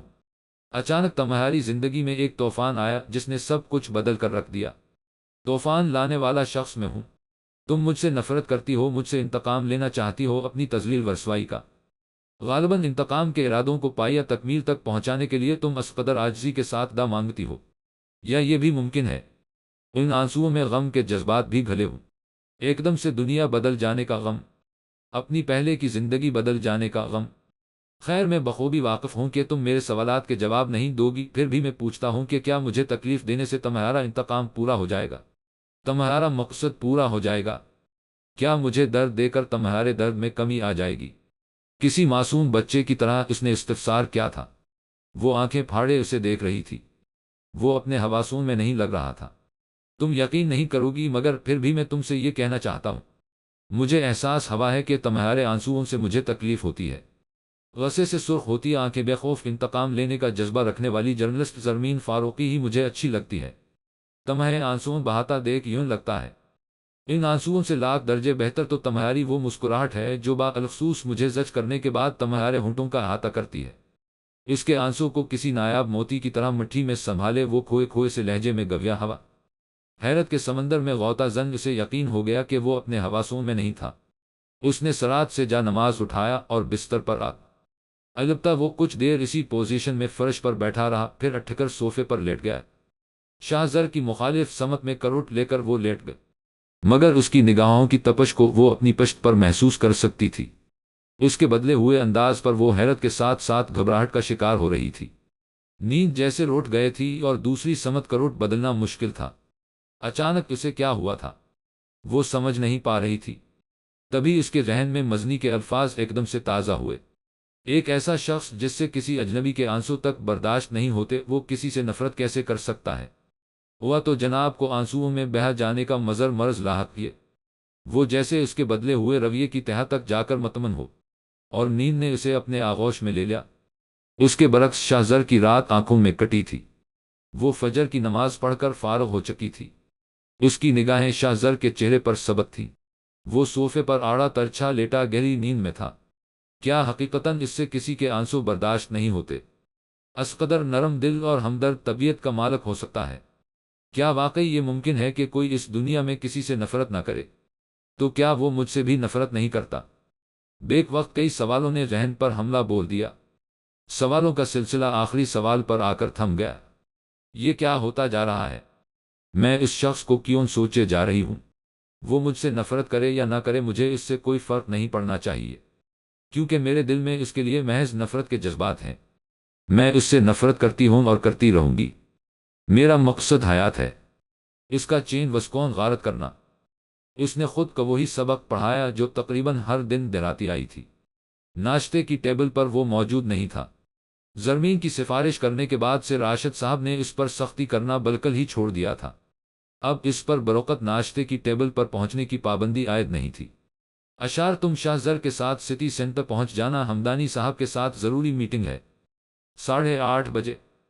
ماجد صاحب کے کہنے پر زرمین کے کان کھڑے ہو گئے، اس بات سے یکسر بے خبر کہ وہ سو رہا ہے۔ اشار نے اس بات میں سر ہلا دیا تھا۔ اس کا خیال تھا وہ آفس کے لیے تیار ہو رہا ہوگا۔ گزشتہ کچھ دنوں سے اس کا یہی معمول تھا۔ اشار اس بات سے بے خبر تھا کہ شاہ زر آدھی رات تک جاگتا رہا تھا۔ بروقت اس کی آنکھ کھل جانا ناممکن تھا۔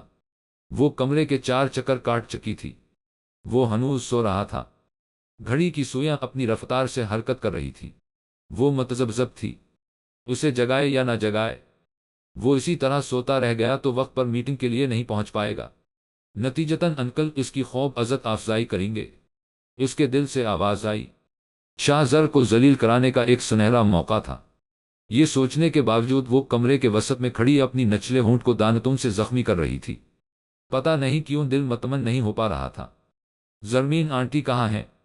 کمرے کے باہر سے دا کی آواز آئی۔ وہ اسے ڈھونڈ رہی تھی۔ اسے یقین تھا دا کے ساتھ جانے پر بروقت کمرے میں واپس آنا ممکن نہ تھا۔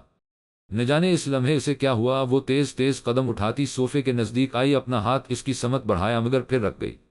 اسے چھونا صحیح نہیں لگا۔ بیدار ہو کر نہ جانے وہ کون سی خوش فہمیاں پال لیتا۔ اسے جگانے کا کوئی طریقہ سوچ نہیں رہا تھا کہ وہ بیدار ہو جائے اور اسے پتہ بھی نہ چلے کہ اس نے جگایا ہے۔ دفعتا اس کی نظر کانچ کے گلاس پر پڑی۔ اس نے گلاس اٹھایا اور پوری قوت سے فرش پر پٹک دیا۔ چمکیلی ٹائلس سے کانچ ٹکرائی۔ چھناکے کی آواز کے ساتھ گلاس چکناچور ہوا تھا۔ وہ بجلی کی تیزی سے کمرے کے باہر نکل گئے۔ وہ ہڑبڑا کر اٹھ بیٹھا۔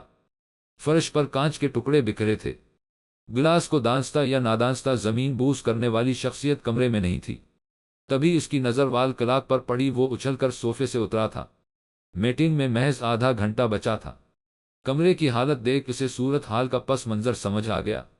وہ زیر لب مسکرایا تھا۔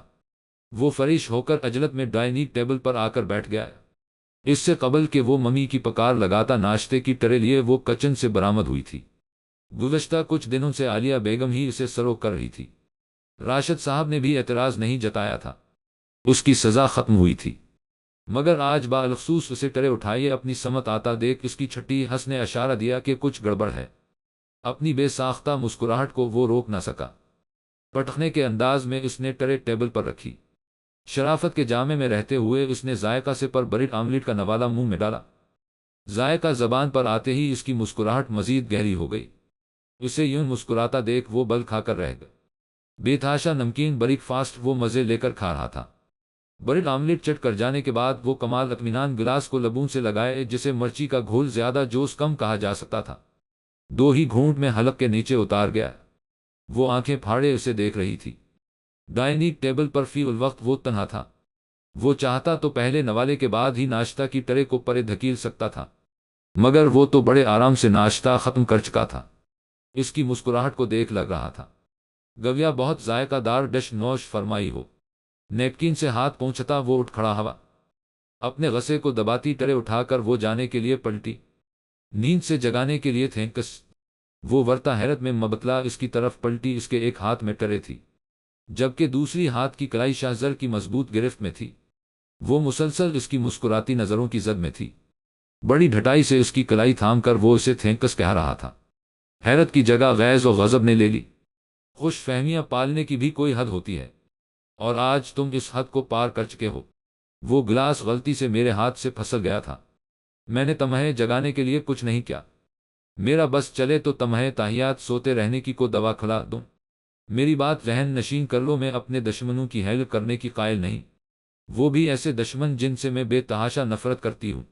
ایک جھٹکے سے اپنی کلائی چھڑا کر ٹرے ٹیبل پر پٹکتے ہوئے وہ غرا، میں نے تو کسی گلاس کا ذکر نہیں کیا تھا، گلاس کا ذکر کر کے تم نے از خود میرے شک پر یقین کی مہر ثبت کر دی ہے۔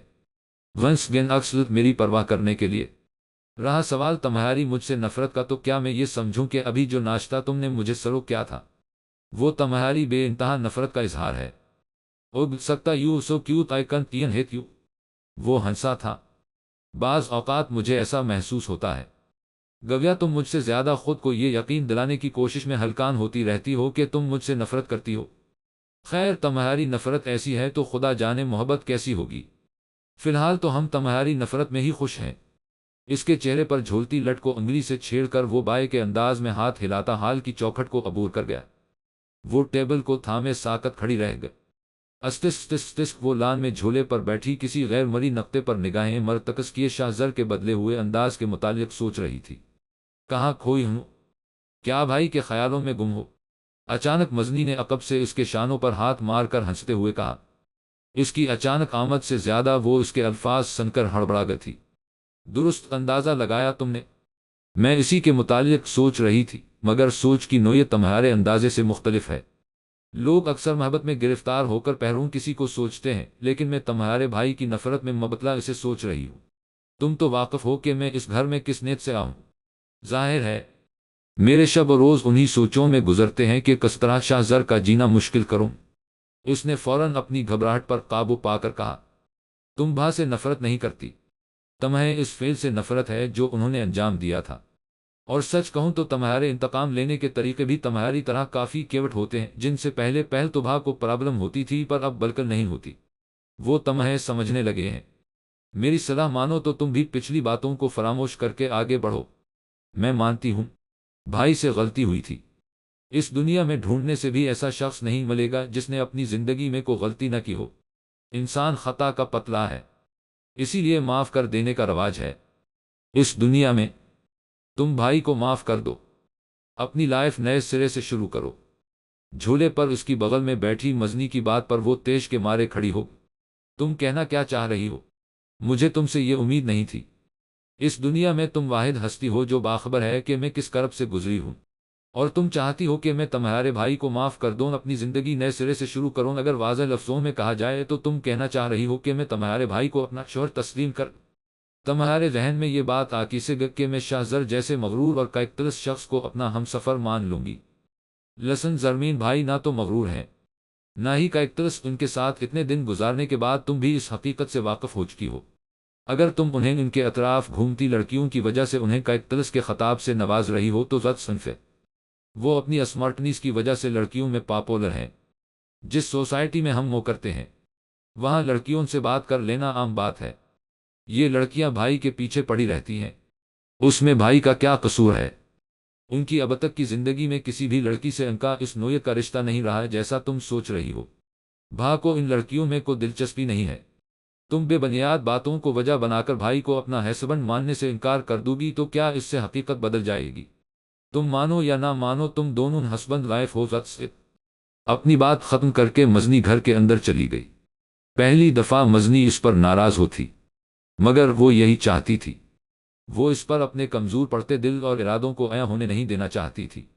وہ اسے یقین دلانا چاہتی تھی کہ اب بھی وہ شاہزر سے نفرت کرتی ہے، وہ اپنے ارادوں پر سختی سے قائم ہے، مگر یہ حقیقت نہیں تھی۔ وقت تیزی سے بدل رہا تھا، اس کے جذبات بدل رہے تھے۔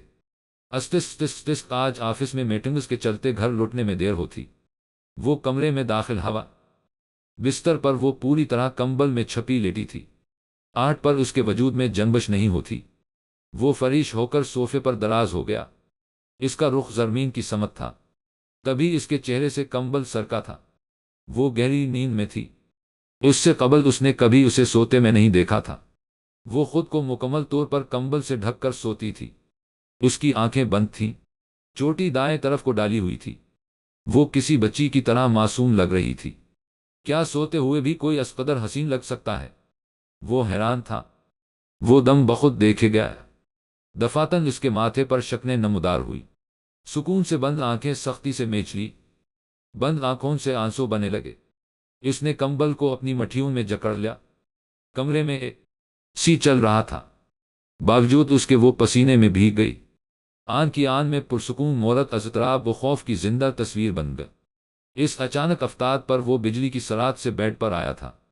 حواس باختہ سا وہ اس کی بند مٹھی کو تھامے اسے جگانے ہی والا تھا کہ وہ چیخ کر اٹھ بیٹھی۔ اگلے ہی لمحے اس پر حیرت کا پہاڑ ٹوٹ پڑا۔ وہ اس کی بانوں میں سما چھوٹی بچی کی مانند بلک رہی تھی۔ اس کا وجود پر لرزہ طاری تھا۔ وہ دم سادھے بیٹھا رہا۔ اسے یقین تھا گر اس نے کسی بھی ردعمل کا اظہار کیا تو وہ حواسوں میں لوٹ آئے گی۔ فی الحال اسے سہارے کی ضرورت تھی، وہ اس کا سہارا بننا چاہتا تھا۔ اس نے سانس تک روک لی۔ وہ اپنے آنسوؤں سے اس کی قمیص بھگوتی رہی۔ کچھ دیر آنسو بہا لینے کے بعد وہ جیسے ہوش میں آتی، ذہن لاشعور سے شاور کی طرف آیا۔ شناسا کلوں کی مہک اس کے سانس میں اتر گئی۔ اس نے گردن اٹھا کر اسے دیکھا۔ وہ بالکل ساکت بیٹھا اسی کو دیکھ رہا تھا۔ تم یہاں کیا کر رہے ہو؟ تم بیڈ پر کیوں آئے؟ وہ بوکھلا کر ایک جست میں بیڈ سے نیچے اتری تھی۔ وہ اس ایسے دیکھ رہی تھی گویا اس سے کو خطرناک جرم سرزد ہو گیا ہو۔ وہ ایکچولی تم نیند میں چیخی تھی، کافی گھبرا ہو لگ رہی تھی، تو میں نے سوچا تمہیں جگہ دوں کو برا خواب دیکھا ہوگا، مگر جیسے ہی میں تمہیں جگانے کی نیت سے بیڈ پر آیا، وہ کسی مجرم کی طرح صفائی پیش کر رہا تھا۔ بس کرو۔ زرمین نے درمیان میں ہی اس کی بات کاٹ دی۔ وہ بخوبی واقف تھی کہ اس کے آگے وہ کیا کہنے والا تھا۔ یہ سننے سے بہتر تھا وہ چلوں بھر پانی میں ڈوب مرتی۔ میں نیند میں رون چیخوں چے لام الف و لت چھپا چار گھننا چاہے جو کروں تمہیں اس کو مطلب نہیں ہونا چاہیے، سمجھے تم؟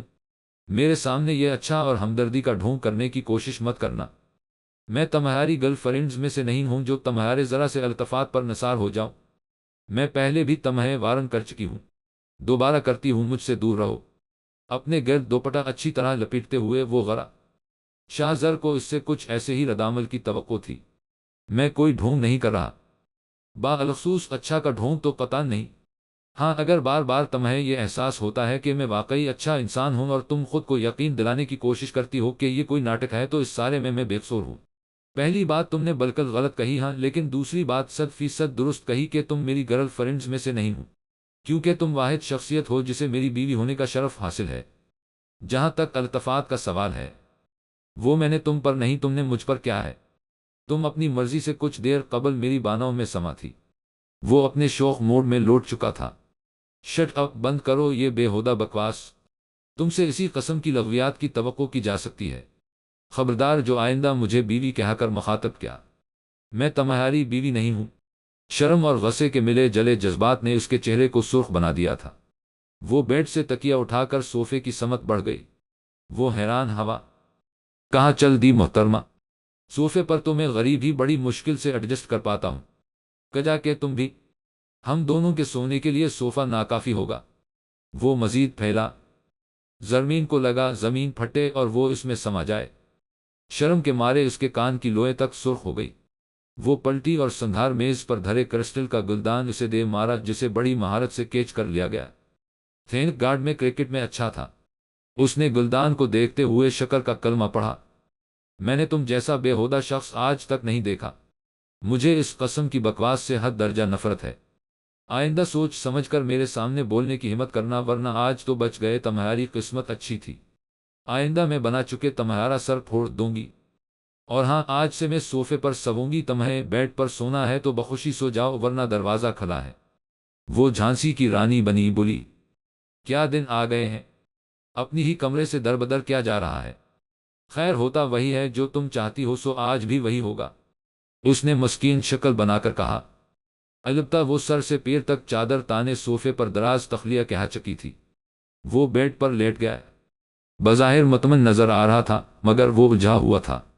ایسا کیا دیکھا تھا اس نے خواب میں؟ وہ پریشان تھا، نیند ایک بار پھر روٹ گئی تھی۔ استس وہ ناشتے سے فارغ ہو کر اپنے کمرے میں داخل ہوئی۔ شاہ زر آفس جا چکا تھا۔ وہ ڈریسنگ ٹیبل پر بکھرے سامان کو ترتیب دینے لگی۔ دفاتن اس کی نظر ڈریسنگ ٹیبل پر رکھی کرنسی نوٹوں کی گڈی پر پڑی۔ وہ حیران ہوتی ہوئی سیدھی ہوئی، تبھی اس کی نظر آئینے پر چسپاں نوٹ پر پڑی۔ اس نے پڑھنا شروع کیا۔ میں جانتا ہوں کہ شروع میں تمہیں اس نوٹ کو دیکھ کر حیرانگی ہوگی، پھر جیسے جیسے تم اس پیغام کو پڑھتی جاؤ گی تمہاری حیرانی تیش میں بدلتی جائے گی۔ بالآخر تم اس نتیجے پر پہنچو گی کہ ایک بار پھر میں اچھا بننے کی کوشش کر رہا ہوں۔ یقین جانو، میں کوئی ڈھونگ نہیں کر رہا۔ ڈریسنگ ٹیبل پر پڑے یہ روپے میں نے تمہارے لیے چھوڑے ہیں۔ مجھے یقین ہے کہ ان پیسوں کو دیکھ تمہیں ذرا برابر بھی خوشی نہیں ہوئی ہوگی۔ تم میرے ہاتھوں سے دیے روپے قبول کر لو، یہ ناممکن تھا، اس لیے براہ راست تمہیں یہ روپیے دینے کے بجائے ٹیبل پر چھوڑے جا رہا ہوں۔ میں جانتا ہوں اس گھر میں تمہیں پیسوں کی کمی کبھی محسوس نہیں ہوگی، کیونکہ میں لاکھ امپرفیکٹ صحیح، میرے پیرنٹس سے پرفیکٹ ہیں۔ وہ اپنی ذمہ داریاں نبھانا بخوبی جانتے ہیں۔ خیر، دیر آئے درست آئے کا مصداق، آج اپنا فرض نبھانے کی صحیح کر رہا ہوں۔ عین ممکن ہے کہ میری غیر موجودگی میں بھی تم ان پیسوں کو ہاتھ نہیں لگاؤ گی، مگر اس امید کے سہارے کہ تم اسے اپنا حق سمجھ کر رکھ لو گی میں نے یہ قدم اٹھایا ہے۔ میری ہر چیز پر تمہارا حق ہے۔ ایسا کرنے سے تمہاری فیلنگ کا تو میں اندازہ نہیں لگا سکتا، مگر مجھے بالکل شوہروں والی فیلنگ آ رہی ہے۔ تمہارے شوہر کے خون پسینے سے کمایا رزق حلال قبول کرو۔ آخر میں پولیس کے ساتھ ایک اسمائلی بنائی ہوئی تھی۔ اس کی توقع کے عین مطابق اس نے کرنسی نوٹوں کی گڈی کو اسٹڈی ٹیبل کے دراز میں ٹھونس دیا۔ یہ کیا ہوتا جا رہا ہے؟ اسے کتنی آسانی سے مجھ پر اپنا حق جتاتا جا رہا ہے۔ وہ ڈریسنگ ٹیبل کو تھامے سوچ کر رہ گئی۔ وہ حیران تھی، اسے غصہ نہیں آ رہا تھا، پتہ نہیں کیوں۔ تبھی میسج کی ٹون نے اس کا دھیان اپنی طرف کر لیا۔ شاہ زر کا موبائل اسٹڈی ٹیبل پر پڑا تھا۔ اس کے لیے نوٹ چھوڑنے کی ہڑبڑاہٹ میں وہ اپنا فون یہیں بھول گیا تھا۔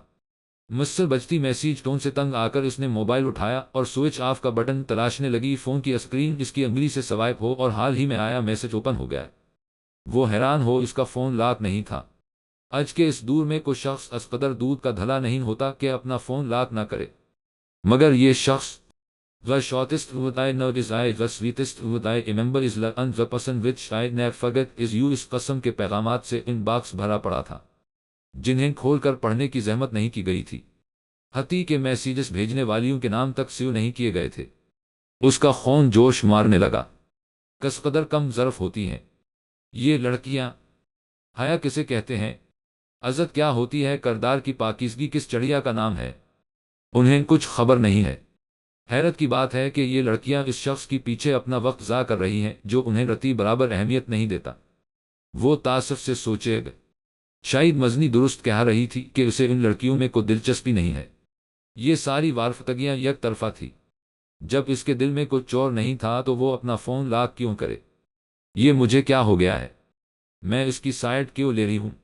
وہ آوارہ ہے، عیاش ہے، اسی کی دی ہوئی شاہ کی وجہ سے یہ لڑکیاں اس کی پیچھے پڑی ہیں۔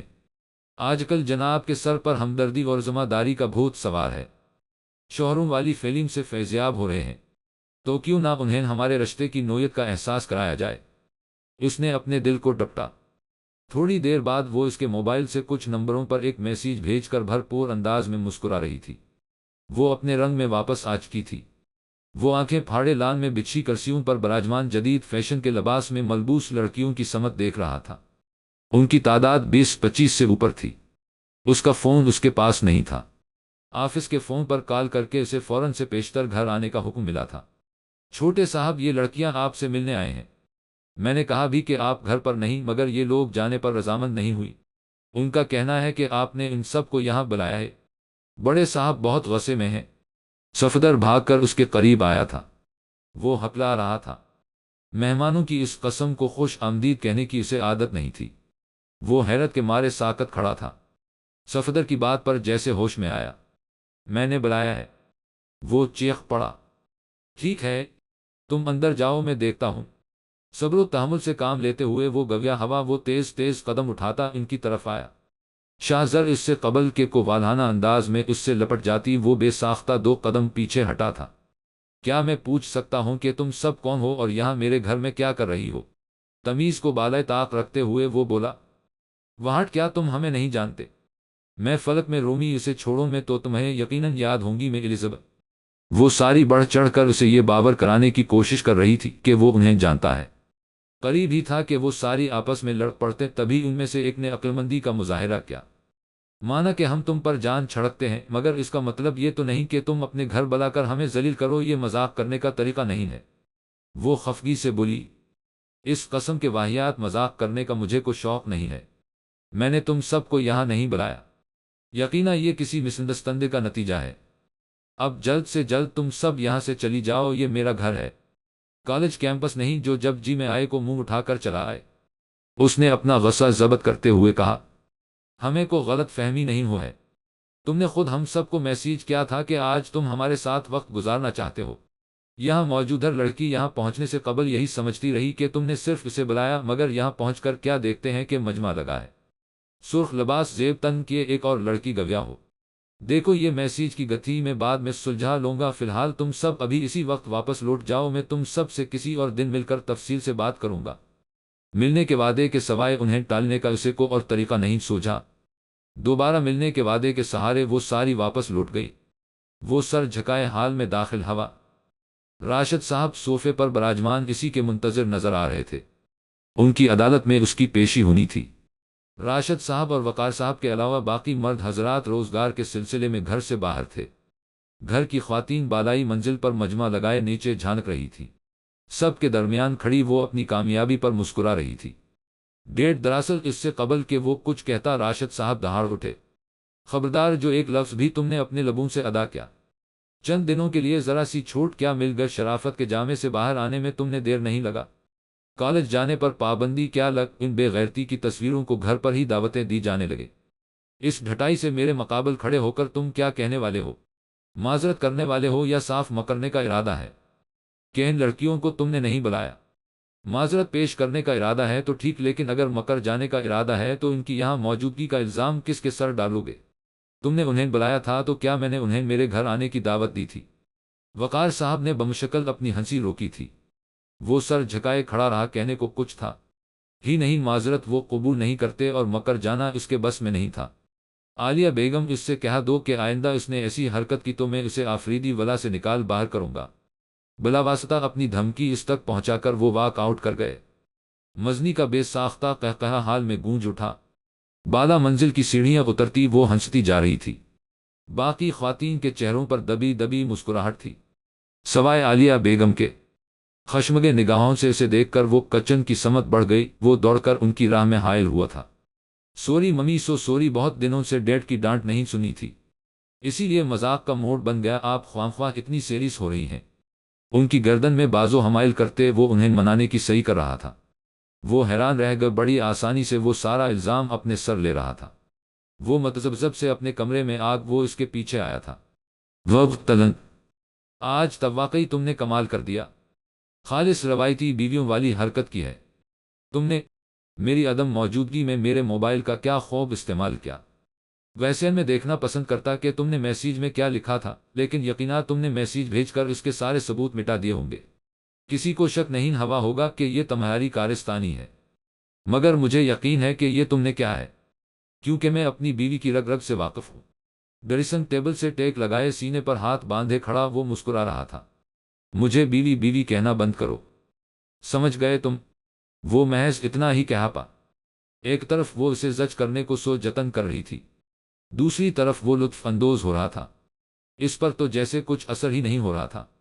میں جانتا ہوں کہ آج کل تمہیں مجھے پریشان کرنے میں ذرا بھی مزہ نہیں آ رہا ہوگا، کیونکہ میں بجائے زج ہونے کے لطف اندوز ہو رہا ہوں۔ یقین جانو اس میں میرا کوئی قصور نہیں ہے۔ نہ جانے کیوں لاکھ کوششوں کے باوجود مجھے تمہاری کسی حرکت پر غصہ نہیں آتا۔ میں وہ پہلے والا شاہزر نہیں بن پا رہا جسے تم سے اللہ واسطے کا بیر تھا۔ آئے تم مجھے اچھی لگنے لگی ہو۔ وہ اس کے مقابل کھڑا بڑے آرام سے کی آنکھوں میں دیکھ کر بولا، اور اسے لگا کہ اس کے دل کے سارے دروازے ایک دم سے کھل گئے۔ اپنی تیز ہوتی دھڑکن کے ساتھ اس نے گھبرا کر ادھر دیکھا۔ راہ فرار نظر نہیں آ رہی تھی۔ نٹی پلیز میری اسٹوری کمپلیٹ کرنے میں میری ہیلپ کر دینا۔ دوڑتی ہوئی کسی فرشتے کی طرح منظر نامے میں داخل ہوئی۔ وہ اس کا ہاتھ پکڑ کر اس کے ہمراہ کمرے سے باہر نکل گئے۔ وہ مسکراتا ہوا اس کی پشت کو دیکھتا رہا۔ تمہارے معاملے میں خود میرا دل میرے مد مقابل ڈٹ گیا ہے۔ استس خلاف معمول آج آفریدی ولا میں کافی جہل پہل دکھائی دیتی تھی، جس کی وجہ تھی دا کی سالگرہ۔ مستعدی سے صفائی میں مصروف ملازمین پر نظر ڈالتی وہ لان میں چلی آئی۔ مشال اور مزنی سمیت گھر کی سبھی خواتین کسی بحث و مباحثہ میں مصروف نظر آ رہی تھی۔ تمہارا کیا خیال ہے زرمین، ہمیں سالگرہ کے موقع پر ساری پہننا چاہیے یا کچھ اور ٹرائی کرنا چاہیے؟ مزنی نے اسے گفتگو میں گھسیٹا۔ جو آپ دونوں کو پسند آئے وہی ٹھیک رہے گا۔ وہ جذبہ ہوئی تھی۔ ہم دونوں تو جو لباس پسند آئے وہی زیب تن کرنے کی قائل ہیں، مگر اس بار ایک مسئلہ درپیش ہے کہ تم پارٹی کے لیے کس طرح کا لباس پسند کرتی ہوں۔ مشال نے اس کی تشویش کو مزید بڑھایا۔ میں اس نے حیران ہوتے ہوئے خود اپنی طرف اشارہ کرتے ہوئے کہا۔ اس کی حرکت پر سبھی مسکرا اٹھے۔ ہاں تم آفریدی خاندان کی لڑکیوں نے ایک رول بنایا ہے، ڈریس کوڈ رول۔ خاندان کی کسی بھی تقریب میں شرکت کرنے والی ہر لڑکی ایک جیسا لباس زیب تن کرے گی۔ ڈیزائن سیم ہوگا، بس رنگ مختلف ہونا چاہیے۔ اس تقریب میں تمہاری شرکت ضروری ہے، اس لیے تمہارے رائے بھی ضروری ہے کہ تم کس طرح کے ڈریس میں کمفرٹیبل محسوس کرو گی۔ مزنی نے معلومات بہم پہنچا۔ میں کچھ بھی پہن لوں گی، آپ دونوں میرے لیے پریشان نہ ہوں۔ اسقدر پذیرائی پر وہ بری طرح بوکھلا۔ نو، تمہیں ڈریس کوڈ فالو کرنا ہی ہوگا۔ تم اپنی رائے نہیں دینا چاہتی تو ٹھیک ہے، میں نے فیصلہ کر لیا ہے کہ پارٹی والے روز ہم سب لڑکیاں کس طرح کی ڈریس زیب تن کریں گی۔ اور ہاں، میری ایک بات ذہن نشین کر لو، تم ڈریس کی شاپنگ کے لیے شاہزر بھا کے ساتھ جاؤ گی، ان کی چوائس بہترین ہوا کرتی ہے۔ تمہاری اکلوتی نند کی یہ بات تمہیں ماننی ہوگی۔ مزے سے مسکراتی مزنی نے اس کے سر پر بم پھوڑا۔ سب کی موجودگی میں وہ اعتراض نہیں جتا سکی۔ پہلی بار اسے مزنی کی مسکراہٹ اچھی نہیں لگی تھی۔ آنٹی، آپ میرے برتھ ڈے پر سب سے پتی ڈریس پہنیں گی نا؟ موقع ملتے ہی اس کے گود میں چڑھ کر دا نے بڑی آس سے سوال کیا۔ بادل ناخواستہ اس نے مسکرا کر سر اسبات میں ہلا دیا۔ سیاہ نیٹ کے سوٹ میں نیٹ کا دوپٹہ اوڑھنے وہ بے دلی سے قدم اٹھاتی کار تک کا۔ وہ ڈرائیونگ سیٹ پر براجمان تھا۔ اس سے قبل کہ وہ اپنی دروازہ کھولتی، شاہزر نے سرعت سے کار کا فرنٹ ڈور وا کر دیا۔ اس کار کے مقابل اپنی کار میں بیٹھی یہ منظر سے لطف اندوز ہوتی بھرپور انداز میں مسکرا۔ بادل ناخواستہ وہ ڈرائیونگ سیٹ کے بغل والی سیٹ پر بیٹھ گئے۔ حسب معمول وہ سادہ سے انداز میں تیار ہوتی۔ میک آپ سے آری چہرہ کمر تک آتے ریشمی بالوں کو چوٹی کی شکل دی گئی تھی۔ کچھ آوارہ لٹیں چوٹی کی قید سے آزاد ہو کر چہرے پر جھول رہی تھی۔ زیور کے نام پر ایک واحد لاکٹ اس کے گردن کی زینت بنا ہوا تھا۔ اس سادگی کے باوجود جانے کیوں وہ اسے ہمیشہ سے زیادہ حسین لگ رہی تھی۔ دفعتاً زمین نے مڑ کر اس کی طرف دیکھا، اسے اپنی طرف دیکھتا پا کر وہ بری طرح سٹپٹا۔ اس کے تاثرات دیکھ وہ خجل سا ہو گیا اور فورا گاڑی راہ راست پر ڈال دی۔ سگنل پر کار کو بریک لگانا پڑا تھا۔ وہ سگنل کے کھلنے کا منتظر اطراف کا جائزہ لے رہا تھا۔ تبھی اس کی نگاہ زرمین کی طرف والی کھڑکی سے نظر آتے شخص پر پڑی۔ ان کے کار سے کچھ فاصلے پر اپنی تویوتا میں بیٹھا بنا پلک جھپکے زرمین کے چہرے پر وہ نظریں گاڑے ہوئے تھا۔ یہ منظر دیکھ اس کے تن بدن میں آگ سی لگ گئی۔ فوراً سے پہلے اس نے زرمین کی طرف والی کھڑکی کا شیشہ اوپر کر دیا، وہ جو کھڑکی سے باہر نیلے آسمان کو تکے جا رہی تھی۔ اچانک سے کھڑکی بند ہو جانے پر اس کی محویت ٹوٹی۔ اس نے گردن موڑ کر ناگواری سے اسے دیکھا، جبکہ وہ خود کا لاتعلق ظاہر کرتا ونڈ اسکرین سے باہر دیکھتا رہا۔ یہ مجھے کیا ہوتا جا رہا ہے؟ اس لڑکی کو لے کر میں اس قدر پزے کیوں ہوتا جا رہا ہوں؟ مجھے اتنا غصہ کیوں آ رہا ہے؟ جی کر رہا ہے اس ذلیل شخص کی آنکھیں نوچ لوں۔ زرمین کی جگہ مزنی ہوتی تب بھی مجھے اتنا ہی غصہ آتا۔ سب کچھ ٹھیک، میرا برتاؤ نارمل ہے۔ اس نے جیسے خود کو دلاسا دیا۔ کار ایک شاندار عمارت کے سامنے رکھی تھی۔ سورج کی کرنوں میں ہیرے کے مانند چمکتی شیشوں سے بنی عمارت کو دیکھ اس کی آنکھیں چندھیا گئی۔ بے تحاشا مہنگی اشیاء سے بھری اس طرح کی کسی عمارت سے شاپنگ کرنے کا تصور بھی اس نے نہیں کیا تھا۔ وہ اس کی تقلید کرتی مال میں داخل ہوئی تھی۔ ابھی کچھ ہی قدموں کا فاصلہ طے پایا تھا، تبھی اس کی نظر اسکلیٹ پر پڑی۔ آسان حرکت کرتی سیڑھیوں سے بے انتہا خوف محسوس ہوتا تھا۔ وہ اسکلیٹ پر پیر رکھنے کی تیاری میں تھا، تبھی اس نے مڑ کر دیکھا وہ اس سے 2-4 قدم کے فاصلے پر کھڑی پھٹی پھٹی آنکھوں سے اسکلیٹ کو دیکھے جا رہی تھی۔ وہ اس کے قریب آ گیا۔ کیا ہوا، تم رک کیوں گئے؟ You all right? وہ متفکر سا گویا ہوا۔ میں اسکلیٹر سے اوپر نہیں، جیم الف و لت 654 نو گاف چھوٹی، یہ مجھے ڈر لگتا ہے، اس نے کسی خوفزدہ چھوٹی بچی کی طرح بے ساختہ کہا۔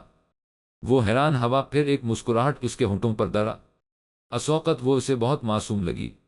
کچھ نہیں ہوگا، ہمت کرو، باقی لڑکیاں بھی تو اوپر جانے کے لیے اسی کا استعمال کر رہی ہیں۔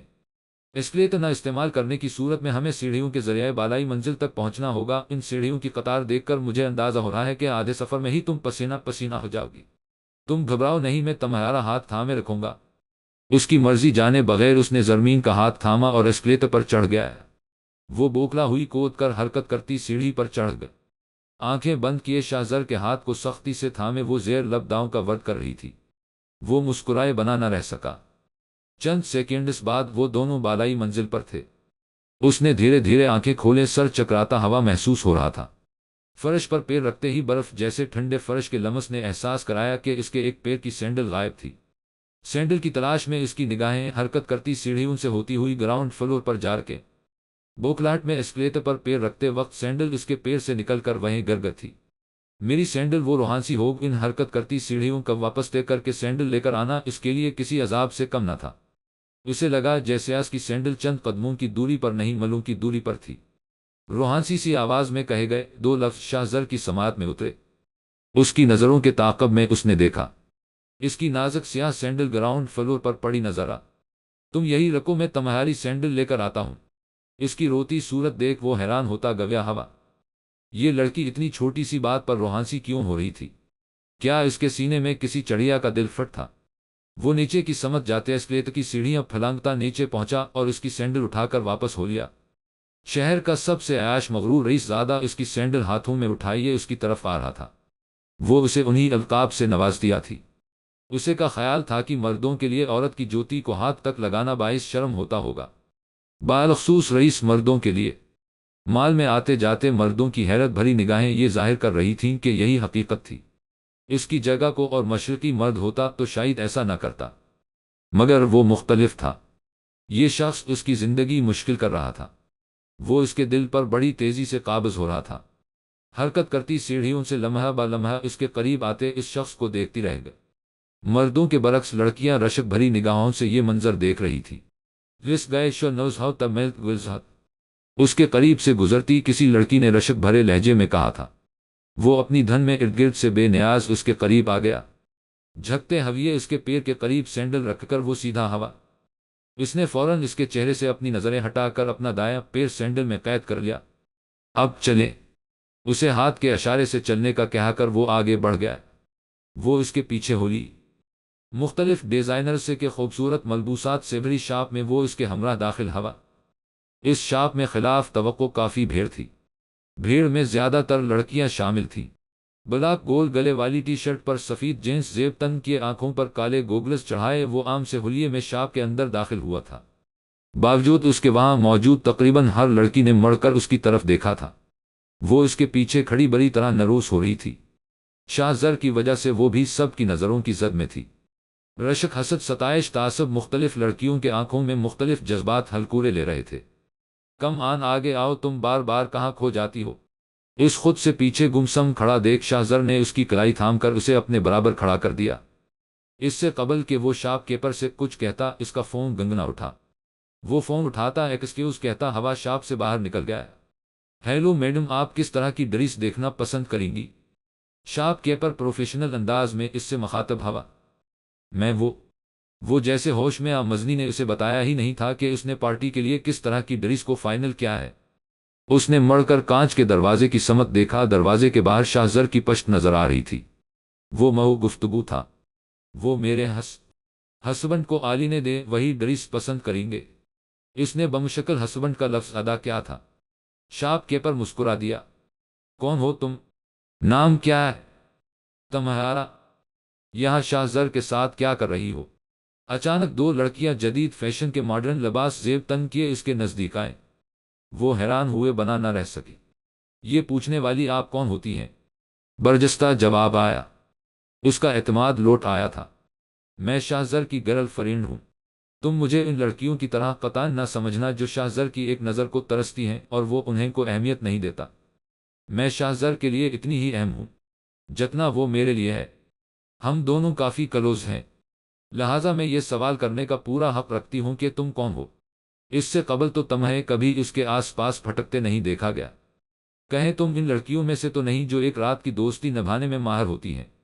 میروں گھٹنے تک آتے اسکرٹ اور بنا آستینوں والی ٹی شرٹ میں ملبوس اس لڑکی نے زہر خند لہجے میں کہا، وہ جو خود کو بااعتماد ظاہر کرنے کی کوشش کر رہی تھی۔ اس کی بات پر سن رہ گئی۔ شاپ کیپر ان کی گفتگو بآسانی سن سکتا تھا۔ شرم وزلت کے احساس سے اس کا چہرہ تمتما اٹھا، آنکھوں کے گوشے نم ہو گئے۔ اسے لگا جیسے وہ پوری قد سے گر پڑے گی۔ ایک دم سے دل کی دھڑکن دھیمی پڑ گئی، پیر بے جان ہو گئے۔ قریب ہی تھا کہ وہ گر پڑتی۔ یوں سے خاموش پا کر وہ لڑکی چیخی۔ تبھی زرمین کو اپنے شانوں پر ہاتھ کا دباؤ محسوس ہوا۔ وہ لوٹ چکا تھا۔ شی از مسز شزوفیدی، no will you please excuse us? لذا کو اپنے مقابل کھڑا دیکھ اسے بہت کچھ یاد آیا تھا۔ اپنا غصہ کو ضبط کرتا ہوا وہ زرمین کو تھامے ہوئے آگے بڑھ گیا۔ اس لڑکی نے نفرت سے ہیلس والی سینڈل میں مقید پیرفرش پر پٹکتا تھا۔ کیا ہو گیا ہے؟ ان شیملس لڑکیوں کے سامنے خاموش کیوں کھڑی تھی؟ مجھ پر تو ہمہ وقت بڑا راب جمانے کی کوشش میں رہتی ہو، تو پھر ان لڑکیوں کے سامنے بھیگی بلی بن کر کیوں کھڑی تھی؟ جانے کیا بکواس کی ہوگی اس بے غیرت لڑکی نے۔ شی از ان سے کیا کہہ رہی تھی وہ تم سے؟ وہ اسے یوں ڈانٹ رہا تھا گویا وہ کو چھوٹی بچی ہو۔ وہ اپنی اس حالت پر ششدر تھی۔ میں ایسی تو کبھی نہیں تھی۔ ڈرپوک بزدل خاموشی سے کڑوی باتوں کو سہا جانے والی ان لڑکیوں کے سامنے میں کچھ بول کیوں نہیں پائی؟ میں خود کو اتنا کمزور کیوں محسوس کرنے لگی؟ اس لڑکی کے کہے ایک جملے نے میری ساری ہمت جھاگ کی طرح بیٹھا دی۔ کتنے استحقاق سے وہ شاہ زر کا نام لے رہی تھی، گویا برسوں کی شناسائی ہو، مگر شاہ زر نے تو اسے یکسر نظر انداز کر دیا تھا۔ یہ مجھے کیا ہو گیا ہے؟ میرا دل اتنا کیوں دکھ رہا ہے؟ مجھے ٹھیس کیوں پہنچی ہے؟ وہ سوچے گا، ہاں یہ ڈریس مجھے پرفیکٹ لگ رہی ہے۔ گولڈن اور وائلٹ کامبینیشن میں ریشمی کپڑے اور نیٹ سے بنی گاؤں پر موتیوں کا کام تھا۔ وہ اس کی طرف پلٹ کر مخاطب ہوا، یہ ڈریس میں پہنوں گی؟ وہ بے ساختہ گویا ہو۔ اس نے اپنی اب تک کی زندگی اس طرح کا لباس زیب تن نہیں کیا تھا۔ ہاں تم یہی ڈریس پہنوں گی؟ مزنی اور پارٹی میں شرکت کرنے والی باقی لڑکیاں بھی اسی طرح کی ڈریس زیب تن کرنے والی ہیں۔ آفٹر آل دا کی برتھ ڈے ہے، سبھی لڑکیاں ڈزنی پرنسس طرح نظر آنے کی کوشش کریں گی۔ تم تو دا کی پرنسس ہو، تمہیں سب سے خوبصورت دکھنا ہوگا۔ وہ بڑے آرام سے مسکراتے ہوئے کہہ رہا تھا، گویا ان دونوں کے درمیان کافی خوشگوار تعلقات رہے ہوں، لیکن دا کا فیوریٹ کلر نیوی بلو ہے۔ اس کے منہ سے بے ساختہ نکلا، دا کا فیوریٹ کلر نیوی بلو ہے؟ میرا تو نہیں ہے۔ میرا خیال ہے کہ تمہیں اپنے ہسبنڈ کی پسند کے کلر کا لباس پہننا چاہیے۔ وہ اس کی آنکھوں میں دیکھ کر بولا، جانے کیوں وہ اسے بہت اپنا سا لگا۔ مجھے چھوڑ دے، میرے حال پر تیرا کیا بھروسہ ہے؟ زندگی تیری مختصر سی نوازشیں میرا درد اور بڑھا نہ دے ہے۔ زری دفاتن کسی نے اسے پکارا تھا۔ اسے اس نام اسے بہت قریب سے جاننے والے پکارتے تھے۔ وہ اپنے خیالوں کی دنیا سے باہر آئی تھی، کہاں غائب ہو گئی تھی؟ تم جانتی بھی ہم سب تمہارے لیے کس قدر پریشان تھے۔ اپنے عین مقابل حسین کو ایستادہ دیکھ اس کا چہرہ فک پڑ گیا۔ اس نے شاہ زر کی سمت دیکھا۔ شاپ کیپر سے مئو گفتگو تھا۔ وہ سرات سے شاہ زر سے قدرے فاصلے پر کھڑی ہوگی۔ میں تم سے مل کر تفصیل سے سب بتاؤں گی، فی الحال میں جلدی میں ہوں۔ اس نے جلد از جلد گفتگو سمیٹنی چاہیے۔ ارے رکو میڈم، یہ کیا بات ہو؟ اچانک کسی دن غائب ہو جاتی ہو، پھر مہینوں بعد خوش قسمتی سے کہیں نظر آ جاؤ تو کنارہ کشی اختیار کر لیتی ہو۔ یہ سب ہو کیا رہا ہے؟ دائی ماں کی کچھ خبر نہیں ہے؟ تمہارے محلے والوں سے پوچھو تو عجیب و غریب سی کہانی سنا رہے تھے۔ کم از کم تم تو مجھے بتاؤ کہ حقیقت کیا ہے۔ وہ جانے کے لیے پلٹی تھی، تبھی حسین کے الفاظ پر اس کے قدم رکے تھے۔ اس کے چہرے سے گھبراہٹ واضح تھی، وہ اس منظر سے غائب ہو جانا چاہتی تھی۔ اس کے سوالوں کے جواب میں وہ کیا کہتی؟ اسے ڈر تھا کہ کہیں حسین اسے شاہ زر کے ساتھ نہ دیکھ لے، مگر ہوا وہی جس کا ڈر تھا۔ بڑا سا شاپر ہاتھ میں اٹھائیے، وہ اس کے قریب آ کر گویا ہوا ہوا تو ہمارے کانوں میں پڑتی افواہیں محض افواہیں نہیں ہے، تم حقیقتاً مس فاروقی سے مسز فیدی بن چکی ہو۔ شاہ زر کو اس کے ساتھ کھڑا دیکھ حسین طنز کیے بنا نہ رہ سکا۔ میں چلتی ہوں۔ وہ حسین کی تیکھی نظروں کی تاب نہ لا کر پلٹی تھی۔ شاہ زر نے ایک چبھتی ہوئی نظر اس شخص پر ڈالی جو بڑے استحقاق سے اس کی بیوی سے مخاطب تھا۔ ایسکلیٹر پر سوار ہو کر نیچے کی سمت جاتے ہوئے اس دفعہ وہ گھبرا نہیں تھی، اس کا دھیان کہیں اور تھا۔ وہ دونوں مال سے باہر نکل آئے۔ کون تھا؟ کیا رشتہ ہوگا اس کا زرمین کے ساتھ؟ اس کا انداز خاصا بے تکلف تھا۔ گویا ایک عرصے سے زرمین کو جانتا ہوں۔ زرمین خوبصورت ہونے پر اعتماد ہے۔ آج کے دور کی لڑکی ہونے، آج کل تقریباً ہر لڑکی اپنے لائف پارٹنر کا الف انتخاب خود کرتی ہے۔ وہ لڑکا مجھے تیکھی نگاہوں سے کیوں دیکھ رہا تھا؟ اس کے سامنے زرمین اس قدر گھبراہٹ کا شکار کیوں ہوتی؟ میں زرمین کی گزشتہ زندگی کے متعلق کچھ بھی نہیں جانتا، کہیں زرمین اور وہ شخص۔ اس کے آگے وہ کچھ سوچ نہیں سکا۔ اس کے دماغ میں جھکڑ سے چلنے لگے، سینے میں ایک لاوا سا بھڑک اٹھا۔ وہ سختی سے ہونٹ بھینچے کار ڈرائیو کرتا رہا۔ اس نے ایک نگاہ بغل میں بیٹھی زرمین پر ڈالی۔ وہ اپنی گود میں دھرے ہاتھوں پر نظر گاڑے بے حس و حرکت بیٹھی تھی۔ اس کے چہرے سے کسی بھی قسم کے تاثرات کا اندازہ لگانا مشکل تھا۔ اس نے ایک لڑکے سے بات ہی تو کی ہے۔ ممکن ہے وہ اس کا رشتہ دار ہو یا کو جاننے والا ہو، یا ممکن ہے کہ اس سے آگے وہ کچھ سوچنا نہیں چاہتا تھا۔ شاید اسی کا نام محبت ہے۔ شیفتہ ایک آگ سی ہے، سینے کے اندر لگی ہو۔ دھیان بٹانے کے لیے اس نے انڈیش اسٹیریو آن کر دیا۔ This is somebody but will nobody can love you like I do. You're not perfect but you so with I've not changed the world for you, so baby don't settle for less. You deserve the best, you better invest. I can be the best, so baby don't settle for less. گانے کے بول سنتے ہی ہڑبڑا کر اس نے stereo بند کرنے کے لیے ہاتھ بڑھایا۔ 3-4 بٹنز دبنے کے بعد مطلوبہ بٹن پر ہاتھ پڑا تھا۔ اس کی ہڑبڑاہٹ دیکھ وہ حیرت زدہ سی اس کی طرف متوجہ ہوتی۔ وہ ہونٹ کاٹتا ونڈ اسکرین سے باہر دیکھ رہا تھا۔ وہ ہڑبڑا اٹھا تھا۔ وہ الفاظ اس کے جذبات کی عکاسی کر رہے تھے۔ اسے لگا جیسے اس کے ذہن میں فی الوقت آگے پیچھے دوڑتے خیالات کو ایک دم سے کسی نے ترتیب وار با آواز بلند پڑھ دیا۔ استس رات کے کھانے کے بعد لان میں بیڈمنٹن کا کھیل کھیلا جا رہا تھا۔ شاہ زر نے زرمین کی تلاش میں اطراف میں نظر دوڑائی۔ وہ لان میں نہیں تھی۔ وہ اس کو تلاش کرتا کمرے میں چلا آیا۔ تبھی اس کی سماعت میں دا کی آواز اتری تھی۔ آنٹی آپ کو پتہ ہے میری فرینڈ کے ساتھ میری فائٹ ہو گئی؟ دا روحانسی ہو کر بولی تھی۔ وہ دونوں بالکنی میں کرسیوں پر بیٹھی بیڈمنٹن کے مقابلے سے لطف اندوز ہو رہی تھی۔ کیوں، ایسی کیا بات ہو؟ وہ تشویش زدہ لہجے میں بولی۔ وہ کہہ رہی تھی کہ تمہارا نام وید اور اکمن ہے۔ تمہارا نام سن کر ہنسی آ جاتی ہے۔ کیا اس نے ایسا کہا؟ تم نے اچھا کیا اس سے فائد کی غلط بات پر خاموش نہیں رہنا چاہیے۔ اگر وہ تمہاری اچھی فرینڈ ہوتی تو کبھی ایسا نہ کہتی۔ تمہارا نام بہت ہی پیارا ہے۔ تمہیں پتہ ہے آج میں شاپنگ مال گئی تھی، وہاں مجھے میرا ایک دوست مل گیا۔ اس کی 6 سال کی بیٹی ہے، اس کا نام بھی دا ہے۔ وہ بھی تمہاری طرح پیاری ہے۔ اکمن تو بالکل نہیں ہے یہ نام۔ مجھے تو تمہارا نام بہت پسند ہے، اس نے دا کو پچکارتے ہوئے کہا۔ گو کہ اس نے دا کو مطمئن کرنے کے لیے یہ بات کہی تھی، مگر اس کی بات سن کر ان دونوں کے عقب میں کھڑے شاہ زر کو لگا کہ اس کے اطراف ٹھنڈے پانی کی پھوار برسنے لگی۔ وہ ایک دم سے ہلکا پھلکا محسوس کرنے لگا۔ اس کے لب آپ ہی آپ مسکرا دیے۔ وہ لڑکا اس کا فرینڈ ہے، وہ بھی شادی شدہ۔ وہ مسکراتا ہوا کمرے سے باہر نکل گیا۔ اس رات وہ چین کی نیند سویا تھا۔ وہ فجر کی نماز پڑھ کر تلاوت کی نیت سے الماری کی سمت بڑھی تھی۔ دفاتن اس کا پیر مڑا۔ اس سے قبل کہ وہ منہ کے بل گرتی، اچانک شاہ زر نے اسے تھام لیا۔ سنبھل کر کھڑی ہوتے ہوئے اس نے مڑ کر دیکھا۔ وہ اسے سوتا جان کر مصروف عبادت اس بات سے قطعی لا علم تھی کہ در حقیقت وہ جاگ رہا تھا۔ اور اپنی ساری توجہ اس کی حرکات و سکنات پر مرکوز کیا ہوا تھا، ورنہ اسے کیوں کر خبر ہوتی کہ وہ گرنے والی ہے۔ زرمین نے فوراً سے پیشتر اپنی کمر سے اس کا ہاتھ ہٹایا۔ گو کا شاہ زر نے اسے منہ کے بل گرنے سے بچایا تھا، مگر اس کا نقصان بھی درپیش تھا۔ روزانہ چھپ چھپ کر اسے دیکھنے کا راز کھل گیا تھا۔ وہ اپنی بے اختیاری پر شرمندہ تھا۔ شرم کے مارے وہ نگاہ نہیں اٹھا پا رہی تھی۔ الماری سے کلام پاک نکال کر وہ کمرے کے باہر نکل گئے۔ کیا ضرورت تھی اس طرح چوری سے اسے دیکھنے کی؟ کو اپنی بیوی کو چوروں کی مانند گھورتا ہے۔ اپنے سر پر چپت رسید کر وہ خود کو سرزنش کرتا واپس صوفے پر لیٹ گیا۔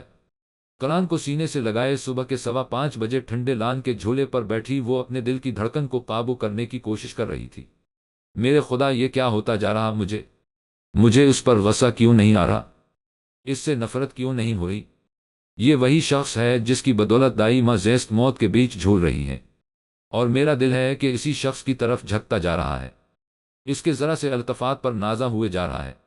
یہ وہی شخص ہے جسے میں عیاش مغرور آوارہ رئیس زیادہ گردانتی تھی، مگر آج یہی بات کسی اجنبی لڑکی سے سن کر مجھے برا کیوں لگ رہا ہے؟ مجھے کیوں یقین ہے کہ شاہ زر ایسا نہیں کر سکتا؟ وہ ان لڑکیوں کو نہیں جانتا۔ وہ مضبوط کردار کا مالک ہے۔ ایک رات کی دوستی نبھانے والی لڑکیوں سے اس کا کوئی واسطہ نہیں ہو سکتا۔ وہ آفریدی خاندان سے ایک عزت دار گھرانے سے تعلق رکھتا ہے۔ وہ کسی لڑکی اس نوعیت کا رشتہ استوار نہیں کر سکتا۔ وہ لڑکی جھوٹی ہے۔ مجھے اس شخص پر اس قدر اعتماد کیوں ہے؟ اس نے تو کبھی مجھے اعتماد کا کوئی جگنو نہیں پکڑایا، کبھی اپنی صفائی پیش نہیں کی۔ میرے مولا، مجھ پر رحم کر، میری مشکل آسان کر۔ جی تو کرتا ہے کبھی آگ لگا کے دل کو پھر کہیں دور کھڑی ہو کر تماشا دیکھوں۔ اعتماد محبت کی پہلی سیڑھی نے لان میں پودوں کو پانی دیتے اس کے ہاتھ دا کی آواز پر رکھے تھے۔ وہ تیز تیز قدم اٹھاتی ہوئی اس کے قریب چلی آئی۔ لان کی ہری گھاس پر بیٹھی دا بآواز بلند اپنی بک پڑھنے میں مصروف تھی۔ کیا پڑھا تم نے ابھی؟ اس کے لہجے سے گھبراہٹ واضح تھی۔ آنٹی، مجھے میری ٹیچر نے ہوم ورک دیا ہے، مجھے یہ کوٹ یاد کرنا ہے۔ میری ٹیچر کہتی ہیں کہ ہمیں ہمارے پیرنٹس اور ایلڈرز پر ٹرسٹ کرنا چاہیے، ان سے ہر بات شین چھوٹی یہ لتے 6-5 کرنی چاہیے۔ اس طرح پیار بڑھتا ہے۔ جہاں ٹرسٹ نہیں ہوتا وہاں لو ہی نہیں ہوتا۔ اسی لیے بس یہ کہہ دینا کہ ہم ہمارے پیرنٹس سے لکڑتے ہیں کافی نہیں، ان پر ٹرسٹ کرنا بھی ضروری ہے۔ ٹیچر کی کہی بات دا کو جتنی سمجھ آئی تھی، وہ زرمین کو سمجھانے کی کوشش کر رہی تھی۔ مجھے شاہ زر پر اس قدر اعتماد کیوں ہے؟ کہیں میں اس سے محبت؟ اس کے آگے وہ کچھ سوچ نہیں پاتی۔ کل رات سے انسلجھی گئی، ایک دم سے سلجھ گئی۔ وہ گھبرا کر کھڑی ہو اور دوڑتی ہوئی گھر کے اندر چلی آ۔ اسے اچانک اس طرح جاتا دیکھ دا آواز دیتی رہ گئی۔ اس کے دل کی دھڑکن ایک دم دھیمی پڑ گئی۔ حلق میں جیسے اچانک سے کانٹے آ گئے، جس سے راہ فرار چاہتی تھی اسی سے سامنا ہو گیا۔ سوٹ پہنے آفس جانے کے لیے تیار وہ جوس کا گلاس اٹھائے حال سے باہر نکل رہا تھا۔ وہ اس سے ٹکراتے ٹکراتے بچی تھی۔ کیا بات ہے وائفی، آج تم نے ناشتے کو مزیدار نہیں بنایا؟ وہ کیا ہے نا، مجھے تمہارے ہاتھوں سے بنے ذائقہ دار بریک فاسٹ کرنے کی عادت سی ہو گئی ہے، اور تم ہو کہ آج کل مجھ پر رحم کرتی جا رہی ہو، لہٰذا میں نے جوس نہیں پیا ہے تاکہ تم خصوصی انگریڈینٹ کو اس میں ملا دو، پھر میں اسے پی لوں۔ وہ اسی کی تلاش میں گلاس اٹھائے باہر نکل رہا تھا۔ جوس کا گلاس اسے دیکھا کر مسکراتے ہوئے وہ بولا۔ ضبط کی آخری حدوں کو چھوتی اس نے سائڈ سے نکل کر جانے کی صحیح کی، تبھی شاہ زر نے اس کا راستہ روک لیا۔ کو بات نہیں، میں خود اجزائے خصوصی اس میں ملا دیتا ہوں۔ اس نے مسکراتے ہوئے گڑیا کی شکل کی ننھی سی شیشی اپنی جیب سے برآمد کی، جسے وہ کچن سے اٹھا لایا تھا۔ ڈھیر ساری مرچی جوس میں چھڑک کر وہ 2 ہی گھونٹ میں جوس پی گیا۔ وہ ساکت کھڑی رہی۔ کیا ہوا؟ تمہیں خوشی نہیں ہو کیا؟ تم مسکرا کیوں نہیں رہی؟ میں نے یہ سب اسی لیے کیا ہے تاکہ تمہاری مسکراہٹ واپس آ جائے، وہی مسکراہٹ جو مجھے زج کرنے کے بعد تمہارے لبوں کو چھوتی ہے، وہی مسکراہٹ جو کل سے تمہارے ارد گرد نہیں پھٹکی۔ گلاس کو ٹیبل پر رکھتا وہ اس کی طرف پلٹا، اسے خاموش دیکھ وہ قدرے پریشان ہوا تھا۔ آنسو بند توڑ کر بنے کو بے قرار تھے۔ اس نے شاہ زر کے سینے پر ہاتھ رکھ کر اسے پرے دھکیلا اور بھاگتی ہوئی بالائی منزل کی سیڑھیاں چڑھ گئی۔ وہ متفکر سا حال کے وسط میں کھڑا رہ گیا۔ وہ مجھے اچھی لگنے لگی ہے، اتنی اچھی کہ جب میں اس کی طرف دیکھتا ہوں تو اس کے چہرے سے نگاہ ہٹانا بھول جاتا ہوں۔ ایسا محسوس ہوتا ہے جیسے اس پوری دنیا میں اس لڑکی سے زیادہ حسین معصوم اور پاکیزہ لڑکی نہیں ہوگی۔ پھر سوچتا ہوں کہ جس لڑکی کو ایک نظر دیکھنا تک مجھے گوارا نہ تھا، میرے لیے وہ اس قدر اہم کیسے بن گئی؟ کیا واقعی نکاح کے بولوں میں اتنی طاقت ہوتی ہے کہ ایک ناواقف شخص کے لیے ہمارے جذبات ایک دم سے بدل جاتے ہیں؟ ایک طرف تو اس کے چہرے پر میری نگاہ پڑتے ہی ایک انجانی سی خوشی میرے دل کو چھو جاتی، تو اسی لمحے ایک خوف میرے گرد اپنا حصار کس لیتا ہے۔ وہ انتہا سے زیادہ معصوم اور جذباتی ہے، اس دنیا کی سمجھ نہیں ہے۔ کسی ناواقف کی مدد کرنے کے لیے، سچ کا ساتھ دینے کے لیے وہ کسی بھی حد تک جا سکتی ہے۔ آج بھی وہ دن میرے حافظے میں اچھی طرح محفوظ ہے، جب وہ پہلی دفعہ مجھ سے ملی تھی۔ پھر اتفاق در اتفاق تقدیر ہم دونوں کو ایک دوسرے سے ملواتی رہی۔ ہر ملاقات میں وہ مجھ سے صحیح کے لیے لڑتی، محض مجھے سبق سکھانے کے لیے اس نے اپنا سب کچھ داؤ پر لگا دیا۔ اس تصور سے میری روح تک کانپ اٹھتی ہے کہ بجائے میرے وہ کسی اور عیاش سے ٹکرا جاتی تو کیا ہوتا۔ میں خدا کے حضور میں شکر کے جتنے سجدے کروں ناکافی ہیں کہ اس نے اس لڑکی کو میرے لیے چنا۔ اس شہر میں ہزاروں لڑکے روزانہ قوانین کی خلاف ورزی کرتے ہیں، مگر اس کی نظر مجھ پر پڑی۔ بعض اوقات میرا دل کرتا ہے کہ اسے شاطر اور غلیظ لوگوں سے بھری اس دنیا کی نظروں سے چھپا لوں۔ وہ تاحیات میری حفاظت میں رہے، جذبات کی شدت سے اس کا چہرہ سرخ ہو گیا ہے۔ حسب عادت اپنے دل کی بات مزنی سے شیئر کر کے وہ ہلکا پھلکا محسوس کر رہا تھا۔ وہ آپ کو صرف اچھی نہیں لگتی بھائی، اس جذباتی لڑکی کی محبت میں گرفتار ہو گئے ہیں، من ہی من سوچ کر مزنی مسکرا دی۔ استس دامہ کی حالت میں سدھار نہ ہوتا دیکھ اس کی طبیعت مزید بوجھل ہو تھی۔ وہ جون ہی ہاسپٹل سے لوٹی، حال میں قدم رکھتے ہی شاہ زر نے اس کا راستہ روک لیا۔ کہاں تھی؟ اس کی بے قراری اس کے لہجے واضح تھی۔ حسب عادت اسے یکسر نظر انداز کرتی وہ آگے بڑھ گئے۔ اس نے سرعت سے اس کی کلائی تھام لی۔ تم روتی رہی ہو، تمہاری آنکھیں کیوں سوجی ہوئی ہیں؟ کیا ہوا ہے؟ اگر پریشان ہو تو پہلے کی طرح لڑ جھگڑ کر اپنا سارا فرسٹریشن نکال دو مجھ پر۔ اتنا عجیب برتاؤ کیوں کر رہی ہو؟ وہ تشویشناک لہجے میں بولا تھا۔ تب اسے بھی احساس ہو رہا ہے کہ میں کمزور پڑ گیا ہوں، پہلے کی طرح لڑ جھگڑ نہیں پا رہی ہوں۔ میرے خدا کہیں اسے یہ پتا تو نہیں چل گیا کہ میں اس سے نفرت نہیں کر پا رہی، میں اس سے۔ وہ جیسے ہوش میں آتی۔ میں کہیں بھی جاؤں، روون یا ہنسوں، تمہیں اس سے کو مطلب نہیں ہونا چاہیے۔ اس نے اپنے لہجے کوہتی علامکان سخت رکھنے کی کوشش کرتے ہوئے کہا اور ایک جھٹکے سے اپنی کلائی اس کی گرفت سے آزاد کی۔ یہ ہو نہ بات، اب مجھے تسلی ہو گئی ہے کہ زرمین شاہ زر آفریدی کی شکل میں کو بہروپیہ اس گھر میں نہیں گھس آیا ہے۔ وہ مسکراتا ہوا بڑے استحقاق سے اس کے نام کو اپنے نام سے جوڑتا ہوا باہر نکل گیا۔ مجھے خود کو سنبھالنا ہوگا، میں یہاں اس شخص کی محبت میں گرفتار ہونے نہیں آتی۔ میں اسی طرح پیش آتی رہی تو کچھ بعید نہیں کہ یہ عقدہ کھل جائے گا۔ میں اس کے آگے وہ کچھ سوچ نہیں پاتی۔ وہ ایک خوبصورت وادی تھی، چاروں سمت آنکھوں کو ٹھنڈک بخشتا ہرا سبزہ پھیلا ہوا تھا۔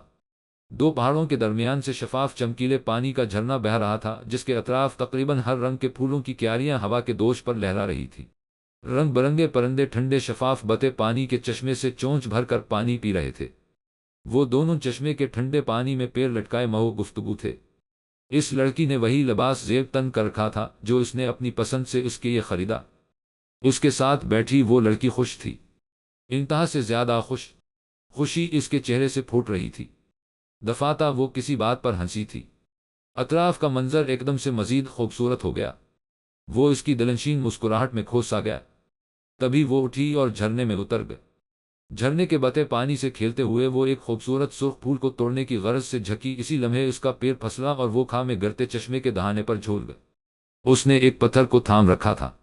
وہ بدحواس سا بجلی کی سرعت سے اس تک پہنچا اور اس کا ہاتھ تھام لیا۔ پانی کا بہاؤ دہانے پر تیز تھا۔ اس سے قبل کہ وہ اسے اوپر کھینچتا، اس لڑکی کا ہاتھ اس کے ہاتھ سے چھوٹ گیا۔ ایک دلخراش چیخ کے ساتھ وہ خوفناک کھا کی گہرائی میں گم ہو گئی۔ زرمین وہ ہذیانی انداز میں چیخا۔ چیخ کے ساتھ وہ بیدار ہوا تھا۔ اس کی پیشانی پسینے سے بھیگ چکی تھی، سانس دھونکنے کی طرح چل رہی تھی۔ اس نے اطراف میں نظر دوڑائی۔ وہ اپنے کمرے کے بستر پر تھا۔ اس کی بے قرار نظریں صوفے پر جا کر تھم گئیں۔ وہ مندی مندی آنکھوں سے کہنی کے سہارے اپنے آدھے جسم کو صوفے سے اوپر اٹھائیے اسی کو دیکھ رہی تھی۔ غالباً اس کی چیخ سن کر بیدار ہوتی۔ یہاں کو وادی نہیں تھی، وہ لڑکی اس کے عین مقابل موجود تھی۔ وہ ایک خواب تھا، بے انتہا خوفناک خواب۔ اس نے بازوں کو ماتھے پر پھیر کر پسینہ پوچھا تھا۔ وہ دھیرے دھیرے قدم اٹھاتی بیڈ کے نزدیک آئی، سائڈ ٹیبل پر رکھے گلاس میں پانی انڈیل کر اس کی طرف بڑھایا۔ تم ٹھیک تو ہو؟ ڈراؤنا خواب دیکھا ہوگا؟ آؤس پڑھ کر بائیں طرف تھوک 2 آیتہ الکرسی پڑھ کر دوسری کروٹ پر سو جاؤ۔ اس نے یوں ہدایت دی، گویا وہ کو بچہ ہو، شاید اس کی حالت پر رحم آ گیا تھا۔ میں ٹھیک ہوں۔ اس کے ہاتھ سے پانی کا گلاس تھام کر وہ ایک ہی سانس میں پی گیا۔ بدقت تمام یہ 3 لفظ ادا کر کے وہ دوسری کروٹ پر لیٹ گیا۔ فجر کی اذان تک ہونے تک وہ آنکھیں کھولے چت لیٹا رہا۔ وہ حسب معمول فجر کی نماز کے لیے اٹھی تھی۔ حسب توفیق وہ اسے نماز پڑھتا دیکھتا رہا۔ زیرو لیمپ کی مدھم روشنی میں وہ خدا کے حضور میں اسے سجدے کرتا دیکھتا رہا۔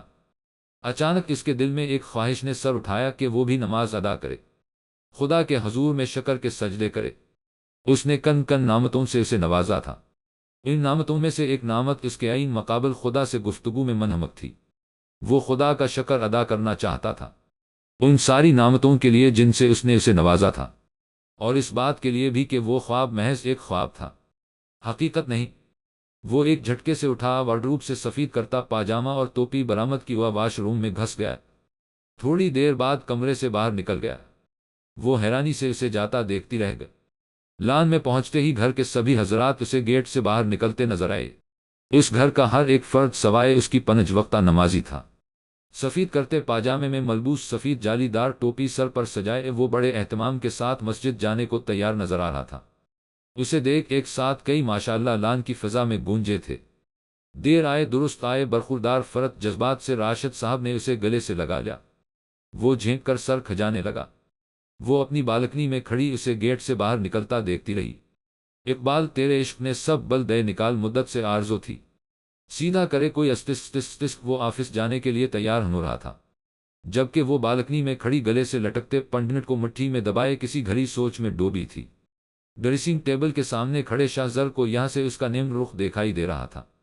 کس قدر خوش نصیب ہوں گے وہ لوگ جو تمہیں اس قدر عزیز ہیں، تمہارے لیے اتنی اہمیت رکھتے ہیں۔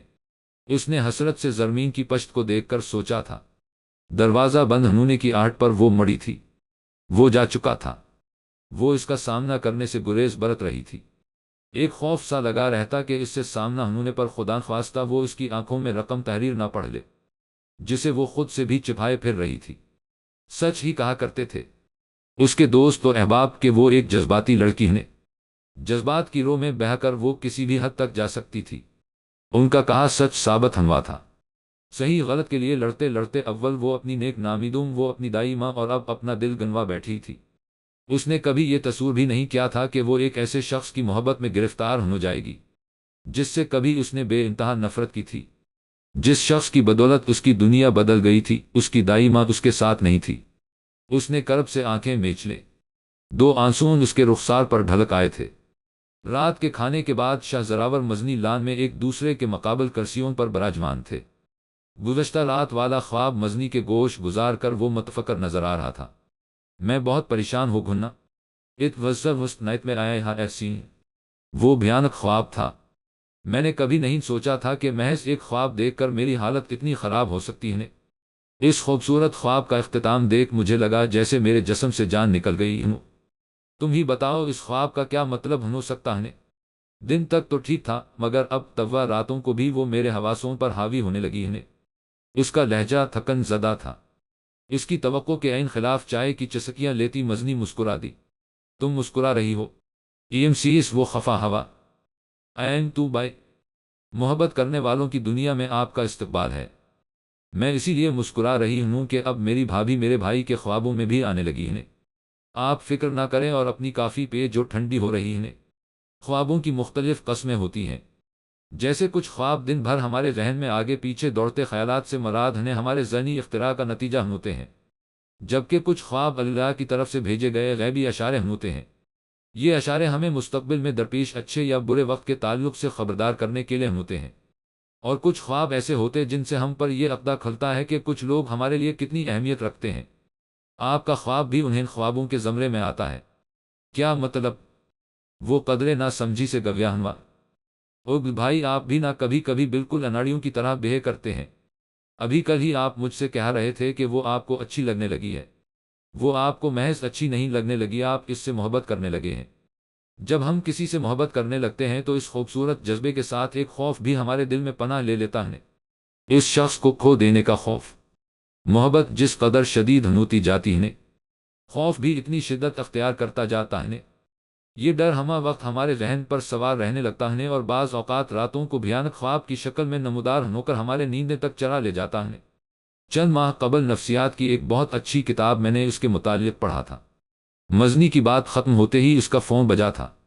وہ ایکسکیوز کرتی اپنی نشست سے اٹھ کھڑی ہوئی۔ وہ کسی غیر مرئی نقطے پر نگاہیں مرکوز کیے بے حس و حرکت بیٹھا رہا۔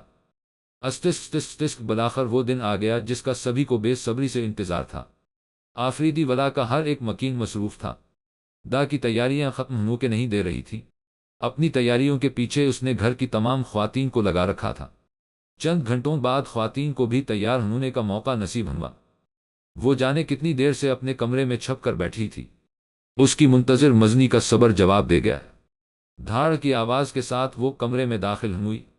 اس کے لاکھ منع کرنے کے باوجود مختلف اقسام کے میک اپ کا سامان نگوں سے مزین ہیڈ اسکارف اور بیش قیمتی بریسلیٹ اس کے ڈریسنگ ٹیبل پر رکھتے ہوئے بولی، آفریدی ولا کی لڑکیاں کھلے سر مردوں کے سامنے نہیں جاتی۔ ویسے تمہیں یہ کہنے کی ضرورت تو نہیں ہے، پھر بھی کہہ رہی ہوں، اس اسکارف کو حجاب کی شکل میں اوڑھ لینا، کیونکہ ہم سب حجاب میں ہوں گی، اصلیے جویلری کی ضرورت نہیں ہے۔ سنو زرمین، اپنا موڈ ٹھیک کرو، تمہیں پارٹی میں سب سے بہتر نظر آنا ہے، ورنہ دا کا غصہ جانتی ہو۔ مزنی دھمکی آمیز لہجے میں کہتی باہر نکل گئی۔ وہ بے دلی کے ساتھ وہی گاؤن زیب تن کر چکی تھی جو اس نے شاہ زر کے ہمراہ خریدا۔ آئلت اور گولڈن کامبینیش کا گاؤن جو کمر سے اوپر چست نیچے جا کر قدرے گھیروں میں بدل گئی تھی، اس کے سراپے کو مزید دلکش بنا رہی تھی۔ بالوں کو جوڑے کی شکل دے کر اس نے میک اپ کے سامان کی سمت دیکھا۔ بالوں کا جوڑا اس کی گردن کو مزید سراہی دار بنا رہا تھا۔ وہ میک اپ کی شوقین نہیں تھی۔ اس نے اپنی اب تک کی زندگی میں شاید ہی کبھی میک اپ کیا تھا۔ کسی پارٹی یا فنکشن میں جانے سے قبل محض مسکارا اور لیپ اسٹک کا استعمال اس کی تیاری کو مکمل بنا دیا کرتا۔ مزید میک اپ کی ضرورت نہیں پڑتی تھی۔ حسب عادت مسکارا کی مدد سے اپنی آنکھوں کو مزید قاتلانہ بنا کر ہونٹوں پر نسبتاً ہلکے شیڈ کی لیپ اسٹک لگائے اس نے آئینے میں اپنے عکس کو دیکھا۔ وہ بچپن سے سنتی آئی تھی کہ اس کی خوبصورتی غیر معمولی ہے۔ پول اس کی سہیلیوں کے اس کو دیکھ کر کسی شہزادی کا گمان ہوتا ہے۔ وہ ان کی بات ہنس کر ٹال جاتی، مگر آج خود کے عکس کو دیکھ وہ حیران رہ گئی۔ وہ خوبصورت لگ رہی تھی۔ اپنے سراپے پر ایک تائرانہ نظر ڈالتی وہ پلٹی تھی۔ ایک دھیمی سی مسکراہٹ اس کے لبوں پر بے ساختہ دوڑ گئی تھی۔ اس سے قبل کہ وہ بیڈ پر دھرے ریشمی ہیڈ اسکارف کو اٹھاتی، خوشبو ایک جھونکے کے ساتھ وہ کمرے میں داخل ہوا تھا۔ وائن کلر کے سوٹ میں وائٹ شرٹ میں ملبوس وہ کمرے میں داخل ہوا تھا۔ گودس توبہ شکن مسکراہٹ چہرے پر سجائے وہ پلٹی تھی۔ اس پر نظر پڑتے ہی وہ بے اختیار بول اٹھا۔ وہ حیران ہوتی سیدھی ہو۔ وہ دھیرے دھیرے قدم اٹھاتا اس کے قریب آیا تھا۔ اس کی نظریں زرمین کے چہرے پر ثابت تھی۔ اس کی سادگی بھی اس پر قیامت ڈھاتی تھی۔ کجا کہ یہ تیاریاں، وہ اسے قتل کرنے کے اوزاروں سے لیس نظر آ رہی تھی۔ وہ بے خود سا اس کے قریب آ رہا تھا۔ وہ اپنے حواسوں میں نہیں لگ رہا تھا۔ وہ بے ساختہ دو قدم پیچھے ہٹی، نتیجتاً دیوار سے جا لگی۔ وہ اس کے قریب چلا آیا۔ ان دونوں کے درمیان ایک قدم کا فاصلہ رہ گیا۔ مارے گھبراہٹ کے اس کا حلق خشک ہو گیا۔ اس نے اپنے دونوں ہاتھ اس دائیں بائیں دیوار پر جما دیے اور قدرے جھک کر اپنا چہرہ اس کے چہرے کے برابر لے آیا۔ وہ اس کی سانسوں کو اپنے چہرے پر محسوس کر سکتی تھی۔ اس کے دل کی دھڑکن ایک دم سے بڑھی۔ اسے لگا وہ بے ہوش ہو جائے گی۔ اس نے بے حس و حرکت لٹکے ہاتھ سے ڈریسنگ ٹیبل کے کنارے کو تھامنے کی کوشش کی۔ وہ کیا کرنے والا تھا؟ وہ یقیناً اپنے حواسوں میں نہیں تھا۔ میرے خدا، میں کیا کروں؟ شاہ زر کی نگاہیں اس کے خوبصورت چہرے سے ہوتی ہوئی اس کی آنکھوں پر جار کے وہ پتھرائی ہوئی نظروں سے اسے دیکھ رہی تھی۔ اس کے ہونٹ کپا رہے تھے۔ وہ بری طرح خوفزدہ لگ رہی تھی۔ وہ جیسے ہوش میں آیا تھا۔ Did I scare you so serious just caught in moment؟ وہ سرات سے دیوار سے اپنے ہاتھ ہٹا کر ایک قدم پیچھے ہٹا۔ تبھی زرمین کا ذہن سوچنے سمجھنے کے قابل ہوا۔ ڈریسنگ ٹیبل پر دھرا گلاس اس کے ہاتھ سے ٹکرایا۔ کچھ ہی دیر قبل پانی پی کر وہیں رکھ دیا تھا۔ گلاس آدھا بھرا ہوا تھا۔ اس نے پانی کا گلاس اٹھایا اور اس کے منہ پر انڈیل دیا۔ وہ شاک کی کیفیت میں دو قدم پیچھے ہٹا تھا۔ Don't you dex your limits؟ اسی کی زبان میں جواب آیا تھا۔ اس کے ردعمل کے بالکل برعکس اس کی آواز کی لرزش اس کے اندر کا حال بیان کر رہی تھی۔ بیڈ سے ہیڈ اسکارف اٹھا کر وہ تقریباً بھاگنے کے انداز میں کمرے کے باہر نکل گیا۔ اس کے چہرے سے ہوتے ہوئے بیش قیمتی سوٹ پر ٹپکتے پانی کی بوندوں کو دیکھ وہ نفی میں سر ہلاتا مسکرا دیا۔ وہ اس لڑکی کو کیسے سمجھاتا کہ وہ تو پوری سر سے پہ الف و لت 6 گھننا تک اس کی حدوں میں آتی تھی۔ بے خودی میں اس کی سمت بڑھتے ہوئے اس کے لاشعور میں یہ بات تھی کہ وہ لڑکی اس کی منکوہ ہے، مگر جب ذہن نے لاشعور سے شاور کا سفر طے کیا تو ادراک ہوا کہ اس کے منہ پر پانی پھینک کر جانے والی محض اس کی بیوی نہیں تھی، وہ لڑکی زرمین فاروقی تھی۔ جرنلسٹ زرمین فاروقی۔ بعض اوقات میں اور ہو جاتا ہوں، اس نے خود کو سرزنش کیا تھا۔ دل آشنائے درد محبت ہے، کیا کروں اس کا ستم بھی باعث لذت ہے، کیا کروں وہ راہداری کے ستوں کو تھامے اپنی سانسیں بحال کر رہی تھی، اس کی ٹانگیں اب بھی کانپ رہی تھیں۔